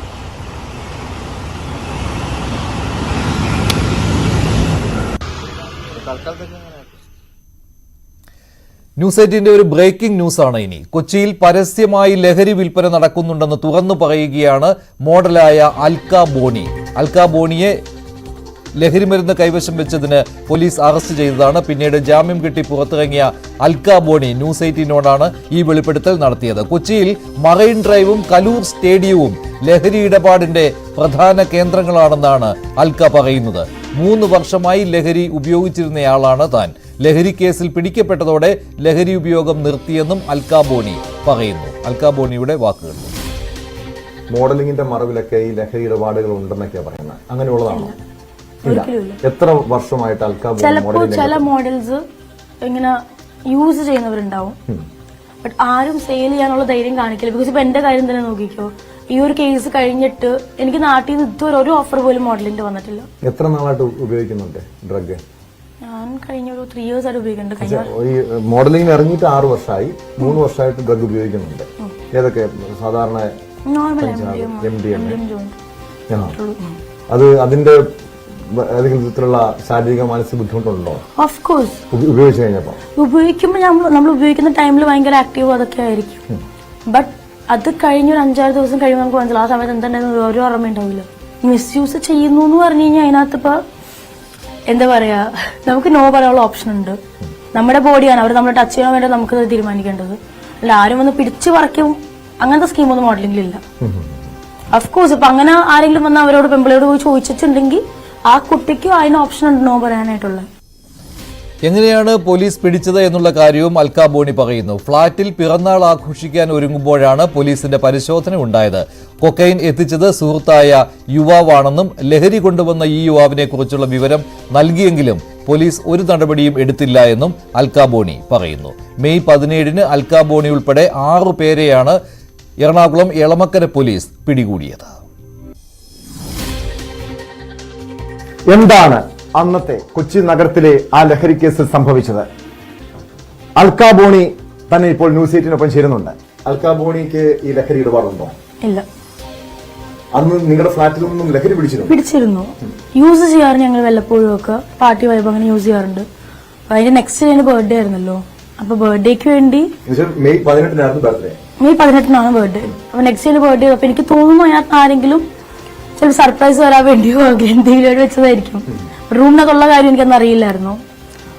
ബിക്കോസ് ഞങ്ങൾ ആ സമയത്ത് വേറൊരു സ്ഥലത്തോട്ട് പോകാനായിട്ടുള്ള പ്ലാനിങ്ങിലും കാര്യങ്ങളൊക്കെ ആയിട്ട് നടക്കുമായിരുന്നു. ബിക്കോസ് മെയ് 18 ബർത്ത്ഡേ ആണല്ലോ. അപ്പൊ ഓഫനേജ് അങ്ങനെ എന്തെങ്കിലുമൊക്കെ ചെയ്തിട്ട് ആ ഒരു പ്ലാനിങ് നിൽക്കുമ്പോഴാണ് ഈ ഒരു സംഭവം ഉണ്ടാവുന്നത്. കൊക്കൈനാണ് പിടിച്ചെടുത്തത്. അതെ. അത് ആരുടെ ബാഗിൽ നിന്ന് പിടിച്ചത്? എന്റെ ഒരു ഫ്രണ്ടിന്റെ ബാഗിൽ നിന്ന് പിടിച്ചത്. അതെന്തിനാ അവിടെ കൊക്കൈൻ എത്തിച്ചത്? നിങ്ങൾ ഉപയോഗിക്കാൻ വേണ്ടി കൊണ്ടുവന്നതാണോ? ആക്ച്വലി അതിനകത്ത് ആകെ ഒരു ചെറിയ ക്വാണ്ടിറ്റി എങ്ങാണ്ട് അവർ പിടിച്ചിട്ടുള്ളൂ. അപ്പൊ എന്തായാലും യൂസ് ചെയ്യാൻ വെച്ചതായിരിക്കുള്ളൂ. ആർക്ക്? ഈ സുഹൃത്തിനോട് പറഞ്ഞിട്ടില്ല ഈ സാധനം എന്റെ കയ്യിലുള്ള അവന്റെ കയ്യിലുള്ള കാര്യം. അവൻ എനിക്ക് തോന്നുന്നത് മേ ബി റൈറ്റ് 12 മണിക്ക് വേണ്ടി വെച്ചതായിരിക്കും. നിങ്ങൾ വിൽപ്പനയ്ക്ക് വേണ്ടി കൊണ്ടുവന്നതല്ല? ഒരിക്കലും അല്ല. അല്ല, ഇത് പോലീസ് നിങ്ങൾക്ക് 6 പേർക്കെതിരെ കേസ് ചുമത്തി റിമാൻഡിലായി. പിന്നീട് 20 ദിവസത്തിന് ശേഷമാണ് ജയിലിൽ നിന്ന് പുറത്തിറങ്ങിയത്. ഇത് കോടതിയിൽ ഈ കാര്യങ്ങൾ ബോധിപ്പിച്ചിരുന്നോ? അങ്ങനെയാണ് ജാമ്യം കിട്ടിയത്. പക്ഷേ പോലീസ് പറഞ്ഞത് അൽക്കാ ബോണിയാണ് ഈ ലഹരി ഇടപാടിലെ പ്രധാനി എന്ന് പറഞ്ഞു. എന്റെ അറിവിലിരിക്കുന്നു. ഇതൊക്കെ ന്യൂസ് കണ്ടപ്പോൾ ഞാൻ തന്നെ ഞെട്ടിപ്പോയി. ലഹരി വിൽപ്പനയുണ്ടോ? ഇല്ല. ലഹരി ഉപയോഗിക്കാറുണ്ടോ? വല്ലപ്പോഴും ഇടയ്ക്ക് ഉപയോഗിക്കുമായിരുന്നു. ഇപ്പോഴും നിർത്തി. എന്നും ഈ കേസിന് ശേഷം? അല്ല, കേസിന് മുന്നേ കുറച്ചാൾ നിർത്തിയായിരുന്നു. 1 വീക്ക് 2 വീക്ക് ഒക്കെ. ബട്ട് അപ്പോഴേക്കും അവരിനകത്തിട്ടു. ഇനിയിപ്പോ അങ്ങനെ പറയാലോ. കൂടെ പിടിച്ച എല്ലാവരുടെയും കാര്യം ഞാൻ പറയുവാണെങ്കിൽ എല്ലാവരും ഞങ്ങൾ 6 പേരും യൂസ് ചെയ്യും. ബട്ട് ഇതുവരെ സെയിലിന്റെ കാര്യം ചെയ്തിട്ടില്ല. കൊച്ചിയിലാണ് ബംഗളൂരുവിലും മുംബൈയിലും ഉള്ളതിനേക്കാൾ കൂടുതൽ ലഹരി ഇടപാടുകൾ നടക്കുന്നത് എന്നാണ് അൽക്കാ ബോണിയുടെ മറ്റൊരു വെളിപ്പെടുത്തൽ. കൊച്ചിയിൽ മോഡലിംഗ് മോശം ഞാൻ പറയില്ല. പക്ഷെ കൊച്ചിയിൽ ഡ്രഗ്സ് കിട്ടാൻ ഭയങ്കര ഈസിയാണ്. അതെ. അതെന്താ കാര്യം? സത്യം ഞാൻ പറയുക. ബിക്കോസ് കൊച്ചിയിൽ എല്ലാവരും ഇപ്പൊ ഞാൻ പറയാം മെറാൻ ട്രാവലിൽ പോയിക്കോ ചുമ്മാ പോയിട്ട് ഇങ്ങനെ ആരെങ്കിലും ചോദിച്ചു കഴിഞ്ഞാൽ അവരിൽ ഉണ്ടാവും. കൊച്ചിയിൽ വ്യാപകമാണ് ലഹരി. നിങ്ങൾക്ക് എവിടെ ഈ ഡ്രഗ് കിട്ടുന്നത്? ഞങ്ങൾ അങ്ങനെയൊക്കെ തന്നെ വാങ്ങിക്കുന്നത്. അങ്ങനെയൊക്കെ ലൈക്ക് നമ്മൾ നേരിട്ട് കണ്ടു കഴിഞ്ഞാൽ ഒരാളെ കണ്ടു കഴിഞ്ഞാൽ നമുക്ക് തോന്നില്ല യൂസ് ചെയ്താണെന്നൊക്കെ. ചിലപ്പോൾ ചോദിക്കണം എന്താ. അങ്ങനെ സ്ഥിരം തരുന്ന ഒരു റാക്കറ്റ് ഉണ്ടോ? സ്ഥിരമായിട്ട് ഒരാളുടെ കയ്യിൽ നിന്ന് എടുക്കില്ല. നിങ്ങൾ വാങ്ങില്ല? അതുകൊണ്ട് പോലീസ് ലോട്ട്സ് ഓഫ് പീപ്പിൾ. നമുക്കിങ്ങനെ ഡെയിലി വേണമെന്നില്ലല്ലോ. വല്ലപ്പോഴും നോക്കുക. ശരി, നോക്കട്ടെ. എവിടെയൊക്കെയാ കൊച്ചിയിൽ എവിടെയൊക്കെയാ ഈ ഡ്രഗിന്റെ ഇടപാടുകളുള്ളത്? മറൈൻ ഡ്രൈവിലുണ്ട്. പിന്നെ എവിടെയൊക്കെയാ ഉള്ളത്? അങ്ങനത്തെ പബ്ലിക് പ്ലേസസിൽ മിക്കയിടത്തുണ്ട്. പരസ്യമായിട്ട് വിൽക്കുന്നുണ്ട്. അതെ. അല്ലാണ്ട് നിങ്ങൾ ഈ പറയുന്ന ന്യൂസ് പറയുന്നതൊക്കെ കേട്ടുപോയി ചിരി വരുന്നത് അങ്ങനൊന്നും അല്ല. ലോഡ്ജിലോ അവിടെയൊന്നും അല്ല. ഒരിക്കലും അല്ല. യെസ്, പരസ്യമായി പൊതുവിപണിയിൽ കിട്ടാനുണ്ട്. പോക്കറ്റ് നിറയെ ഇങ്ങനെ വെച്ചിട്ട് ഇങ്ങനെ നടക്കും. ഒരുപാട് സ്റ്റേഡിയം പോലത്തെ ചോദിച്ചു കൊടുക്കുമോ? 0.5 വേണം. Kochi Nehru stadium. Yes, Kaloor stadium. എന്ത് MDMA വേണോ? അവിടെ പോലീസും പരിശോധന ഒന്നുമില്ല. പോലീസും പരിശോധന ഇല്ലെന്നല്ല. They are very vigilant. They are very cunning. The boys. അവരിങ്ങനെ നോക്കും. പോലീസ് എല്ലാ സമയം നോക്കി നൈസായിട്ടൊക്കെ വേണം പോകും. പ്രധാനമായിട്ട് സിന്തറ്റിക് ഡ്രഗ് ആണ് കൂടുതലും മെയിൻലി പോകുന്നത്. നിങ്ങളുടെ ഈ സുഹൃത്തുണ്ടല്ലോ, അന്ന് പിടിയിലായി അൽക്കാ ബോണിനെ പിടിച്ച ഫ്ലാറ്റിൽ കൊണ്ടുവച്ച ഡ്രഗ് കൊക്കൈൻ കൊണ്ടുവച്ച സുഹൃത്ത്, പുള്ളിക്ക് ഈ വിൽപ്പന ഉണ്ടോ അറിയാവോ? ഇല്ല. പുള്ളി ഉപയോഗിക്കാൻ കൊണ്ടുവന്നാണ്. എവിടെ നിന്നായിരിക്കും കിട്ടിയത്? എനിക്കറിയില്ല. അൽക്കാ ബോണിക്ക് നിങ്ങളുടെ പെൺ സുഹൃത്തുക്കളുണ്ടോ? അതോ ഉണ്ട്? അവരുപയോഗിക്കും? ഉപയോഗിക്കുന്നവരുണ്ട്, ഇല്ലാത്തവരുണ്ട്, രണ്ടുമുണ്ട്. അൽക്ക ബോണിയുമായി സംസാരിച്ച ടോം കുര്യാക്കോസ് ചേരുകയാണ് കൊച്ചിയിൽ നിന്ന്. ടോം, വളരെ ഈസി ആയിട്ടാണ് അൽക്ക ബോണി കാര്യങ്ങളൊക്കെ പറയുന്നത്. എവിടെ പോയാലും കൊച്ചിയിൽ കിട്ടും, കൊച്ചി സിറ്റിയുടെ എവിടെ വേണമെങ്കിലും ഡ്രഗ്സ് സുലഭമാണ് എന്നുള്ള കാര്യം. അത് മറൈൻ ഡ്രൈവ് ആകട്ടെ, സ്റ്റേഡിയം ആകട്ടെ, എവിടെ പോയാലും അവർക്കറിയാം ആരുടെയൊക്കെ കയ്യിലുണ്ട് എന്നുള്ളത്. ഇതൊരു ഡ്രഗ് സിറ്റിയായി കൊച്ചി മാറുന്നു എന്നുള്ള കാര്യം നമ്മളൊക്കെ പലതവണ ചൂണ്ടിക്കാണിച്ചതാണ്. പക്ഷേ കൃത്യമായ പരിശോധനയൊന്നും ഇല്ല എന്നല്ലേ ഇത് ഈ അൽക്ക ബോണിയുടെ വാക്കുകൾ സൂചിപ്പിക്കുന്നത്. ബംഗളൂരുവിൽ നിന്നൊക്കെ കടത്തുന്നു, ബംഗളൂരുവിൽ പോയി കൊണ്ടുവരുന്നു എന്നൊക്കെ പറയുന്നതിൽ അർത്ഥമില്ലല്ലോ. കൊച്ചി തന്നെ ഒരു ഡ്രഗ് സിറ്റിയായി മാറിയിരിക്കുകയാണ്. മഞ്ജുഷ, അങ്ങനെ തന്നെ കാണേണ്ടി വരും. കാരണം ഈ കഴിഞ്ഞ മെയ് 17-ാം തീയതിയാണ് അൽക്ക ബോണി ഉൾപ്പെടുന്ന 6-അംഗ സംഘത്തെ കൊച്ചിയിലെ ഫ്ളാറ്റിൽ നിന്നും എളമക്കര പോലീസ് കൊക്കൈനുമായി പിടികൂടുന്നത്. പിന്നീട് 20 ദിവസത്തോളം ജയിലിലായിരുന്നു. ജയിലിൽ നിന്ന് പുറത്തിറങ്ങിയ ശേഷമാണ് അൽക്ക ബോണി എന്ന മോഡൽ ന്യൂസ് 18നോട് ഈ വെളിപ്പെടുത്തൽ നടത്തിയത്. അതായത് കൊച്ചിയിലെ എല്ലാ ഇടങ്ങളിലും, മറൈൻ ഡ്രൈവിലും നെഹ്റു സ്റ്റേഡിയത്തിന് സമീപത്തുമെല്ലാം ലഹരി വിൽപ്പന വളരെ സജീവമായി നടക്കുന്നുണ്ട്. അതായത് ചെറുപ്പക്കാരായിട്ടുള്ള ഈ ലഹരി മാഫിയ സംഘങ്ങൾ പരസ്യമായിട്ടാണ് ലഹരി വിൽപ്പന നടത്തുന്നത്. അൽക്ക ബോണിക്കാരും സാക്ഷ്യപ്പെടുത്തുന്നുണ്ട്. അതായത് പ്രത്യേകിച്ച് ഒരു റാക്കറ്റ് ഒന്നുമില്ല, സ്ഥിരമായി ലഹരി വാങ്ങുന്നവരില്ല. ഈ പ്രദേശങ്ങളിൽ, കൊച്ചിയിലെ ചില പ്രധാനപ്പെട്ട കേന്ദ്രങ്ങളിൽ അടക്കം, അതായത് ഈ വൈകുന്നേര സമയങ്ങളിൽ പോയി കഴിഞ്ഞാൽ ലഹരി വളരെ സുലഭമായി ലഭ്യമാകുമെന്നാണ് അൽക്ക ബോണി തുറന്ന് പറയുന്നത്. താൻ 3 വർഷത്തോളം ലഹരി ഉപയോഗിച്ചു. 6 വർഷമായി മോഡലിംഗ് രംഗത്തുണ്ട്. +2 പഠിക്കുന്ന കാലയളവിലാണ് മോഡലിംഗ് രംഗത്തേക്ക് കടന്നു വരുന്നത്. പക്ഷെ കഴിഞ്ഞ 3 വർഷത്തോളമായി ലഹരി ഉപയോഗിക്കുന്നുണ്ട്. ജയിലിൽ നിന്നും പുറത്തിറങ്ങിയ ശേഷം ലഹരി ഉപയോഗം നിർത്തി. ഇനി താൻ ഉപയോഗിക്കുന്നില്ല എന്ന് അൽക്ക ബോണി തുറന്നു പറയുന്നുണ്ട്. അൽക്ക ബോണിയുടെ വ്യക്തി ജീവിതത്തിലേക്ക് വന്നു കഴിഞ്ഞാൽ പോലും ഇംഗ്ലീഷ് ബിരുദധാരിയാണ്. അങ്ങനെ ഒരു മാതാപിതാക്കളുടെ ഏക മകൾ, അമ്മ ഒരു സ്കൂൾ അധ്യാപിക, അച്ഛൻ റേഷൻ കട വ്യാപാരിയാണ്. ഒറ്റ മകൾ ഈ ലഹരി മാഫിയയുടെ ഈ ലഹരി കേസിൽ പിടിക്കപ്പെട്ടതിന്റെ മനോവിഷവും ഒക്കെ അവരനുഭവിച്ച പ്രയാസങ്ങളും ബുദ്ധിമുട്ടുകളൊക്കെ അൽക്ക ബോണി തുറന്നു പറയുമ്പോൾ പോലും ഈ ഞെട്ടിപ്പിക്കുന്ന കാര്യങ്ങളാണ്. കൊച്ചിയിലെ യുവാക്കളെ കേന്ദ്രീകരിച്ച് ലഹരി മാഫിയ സംഘങ്ങൾ വളരെ സജീവമായി പ്രവർത്തിക്കുന്നുണ്ട് എന്ന നടുക്കുന്ന വെളിപ്പെടുത്തലാണ് അൽക്ക ബോണി നടത്തിയിരിക്കുന്നത്. അതിലേറ്റവും പ്രധാനപ്പെട്ട കാര്യം, ബംഗളൂരുവിലും മുംബൈയിലും കൊച്ചിയിലും ഉൾപ്പെടെ മോഡലിംഗ് രംഗത്ത് സജീവമായിട്ടുള്ള അൽക്ക ബോണി പറയുന്നത് മുംബൈയെക്കാളും ബംഗളൂരുവിനേക്കാളും വളരെ സജീവമായി ലഹരി മാഫിയ സംഘങ്ങൾ പ്രവർത്തിക്കുന്ന ഒരു കേന്ദ്രമായി കൊച്ചി നഗരം മാറുന്നു എന്നുള്ളതാണ്. ഇവിടെ ഏത് മേഖലകളിൽ ഏത് സമയം ചെന്നു കഴിഞ്ഞാലും ലഹരിയുണ്ട്, സിന്തറ്റിക് ഡ്രഗുകളുണ്ട്. ഇപ്പോൾ കൊക്കൈൻ ഉൾപ്പെടെയുള്ള മാരക ലഹരി മരുന്നുകൾ ഇവിടേക്ക് എത്തുന്നു. ഇത് പല യുവാക്കളും ഉപയോഗിക്കുന്നുണ്ട്, ചില മോഡലുകൾ ഉപയോഗിക്കുന്നു. പക്ഷെ അത് മോഡലിംഗ് രംഗത്ത് തന്നെ ഇത്തരം ലഹരി ഉപയോഗം ഉണ്ട് എന്ന് അറിഞ്ഞു കഴിഞ്ഞാൽ അവരുടെ കമ്പനികൾ അവരൊന്നും പുറത്താക്കും.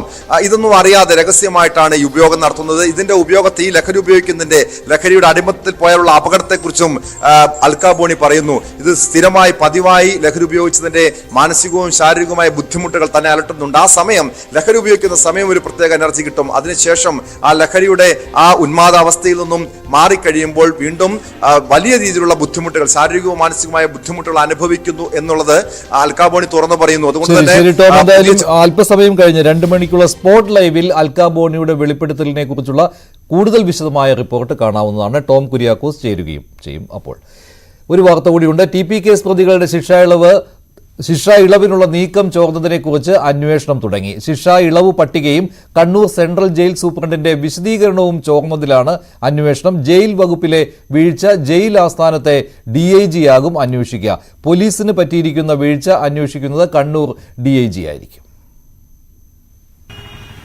TP കേസ് പ്രതികൾക്ക് ശിക്ഷാ ഇളവ് തേടിയുള്ള റിപ്പോർട്ട് എങ്ങനെ മാധ്യമങ്ങൾക്ക് ചോർന്നു കിട്ടിയെന്ന് അന്വേഷിക്കാനുള്ള വിചിത്രമായ ഉത്തരവാണ് ആഭ്യന്തര വകുപ്പിൽ നിന്ന് പുറത്തു വന്നിരിക്കുന്നത്. നേരത്തെ ശിക്ഷാ ഇളവ് തേടി റിപ്പോർട്ട് നൽകിയ ജയിൽ സൂപ്രണ്ട് അടക്കം 3 പേരെ സർക്കാർ സസ്പെൻഡ് ചെയ്തിരുന്നു. എന്നാൽ ഇപ്പോൾ ഈ വിവരം എങ്ങനെയാണ് മാധ്യമങ്ങൾക്ക് ചോർന്നു കിട്ടിയതെന്നത് അന്വേഷിക്കാൻ 2 തരത്തിൽ മറ്റൊരു അന്വേഷണം നടത്താനാണ് സർക്കാർ തീരുമാനിച്ചിരിക്കുന്നത്. അത് പോലീസിന്റെ അന്വേഷണവും ജയിൽ വകുപ്പിന്റെ അന്വേഷണവും. ജയിൽ ആസ്ഥാനത്തെ DIG ആണ് ആ നിലയ്ക്കുള്ള അന്വേഷണം നടത്തുന്നത്.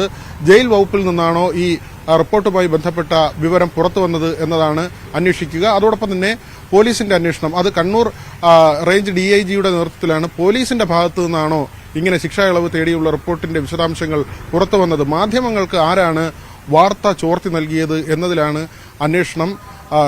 ഈ നേരത്തെ തന്നെ സൂപ്രണ്ട് ഈ റിപ്പോർട്ടുമായി ബന്ധപ്പെട്ട് അദ്ദേഹത്തിനെതിരെ ഉയർന്നു വന്ന ആരോപണങ്ങളെ നിഷേധിച്ചിരുന്നു. 2022 സർക്കാർ പുറത്തിറക്കിയ ഉത്തരവിന്റെ ചുവട് പിടിച്ചാണ് ശിക്ഷാ ഇളവിനുള്ള നടപടികളുമായി മുന്നോട്ട് പോയതെന്നാണ് സൂപ്രണ്ടിന്റെ വിശദീകരണമായി വന്നിരുന്നത്. എന്നാൽ ഇത് തള്ളിക്കൊണ്ടാണ് സസ്പെൻഷൻ നടപടിയിലേക്ക് സർക്കാർ പോയത്. സൂപ്രണ്ടിന്റെ ഇതടക്കം ചട്ടവിരുദ്ധമായ പ്രവർത്തനമായിരുന്നു. ഹൈക്കോടതി വിധി മാനിക്കാതെയുള്ള നടപടികളുമായാണ് സൂപ്രണ്ടും മറ്റ് സസ്പെൻഷനിലായ ജീവനക്കാരും മുന്നോട്ട് പോയതെന്ന കണ്ടെത്തലായിരുന്നു സർക്കാരിന്റേത്. വി വിനോദ്, ന്യൂസ് 18 തിരുവനന്തപുരം.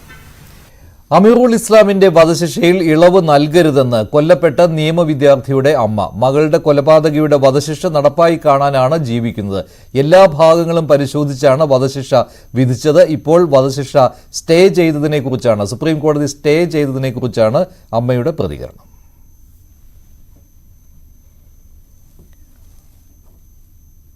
അമീറുൽ ഇസ്ലാമിന്റെ വധശിക്ഷ സ്റ്റേ ചെയ്തത് കോടതിയുടെ സാധാരണ നടപടിക്രമം മാത്രമാണെന്ന് നിയമമന്ത്രി പി രാജീവിന്റെ പ്രതികരണം.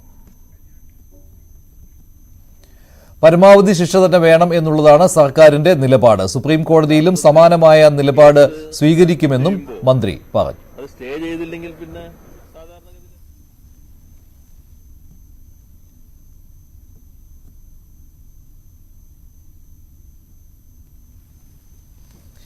സാധാരണ പരദൂഷണം പറയുന്നയാളാണെന്ന് ശാസ്ത്രവേദി ഉദ്ഘാടന ചടങ്ങിൽ പ്രതിപക്ഷ നേതാവ് വി ഡി സതീശൻ. തനിക്കറിയാമെന്ന് കെ സുധാകരന്റെ കമന്റ്.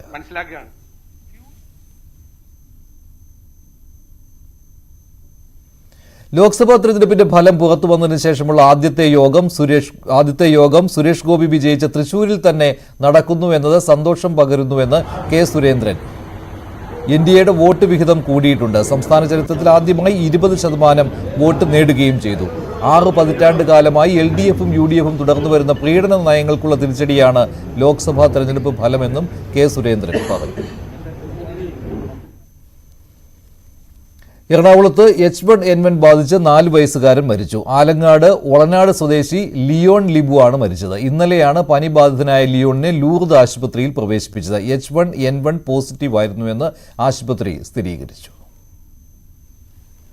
സ്വർണം വെള്ളി നിരക്കുകൾ കൂടി നോക്കാം. കവിത ഗോൾഡ് ആൻഡ് ഡയമണ്ട്സ് ഇന്നത്തെ സ്വർണം വെള്ളി നിരക്കുകൾ നിങ്ങൾക്കായി സമർപ്പിക്കുന്നത് wedding collections from Kavitha gold and diamonds. സ്വർണം 22 ക്യാരറ്റ് ഗ്രാമിന് 6785, പവന് 54,280. 18 ക്യാരറ്റ് ഗ്രാമിന് 5660, പവന് 45,280. വെള്ളി ഗ്രാമിന് 97, കിലോയ്ക്ക് 97,000 രൂപ. കവിത ഗോൾഡ് ആൻഡ് ഡയമണ്ട്സ് ഇന്നത്തെ സ്വർണം വെള്ളി നിരക്കുകൾ നിങ്ങൾക്കായി സമർപ്പിക്കുന്നത് wedding collections from Kavitha gold and diamonds.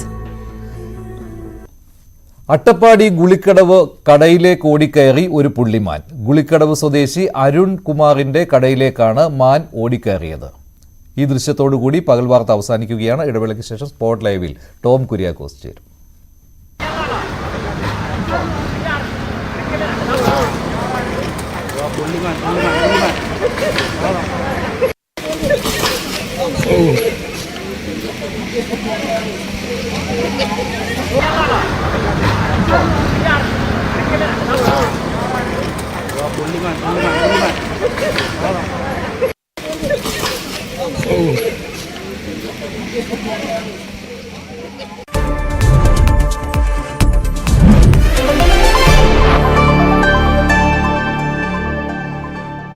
ഏഴു പേരുടെ മരണം സ്ഥിരീകരിച്ചിരിക്കുന്നു. 2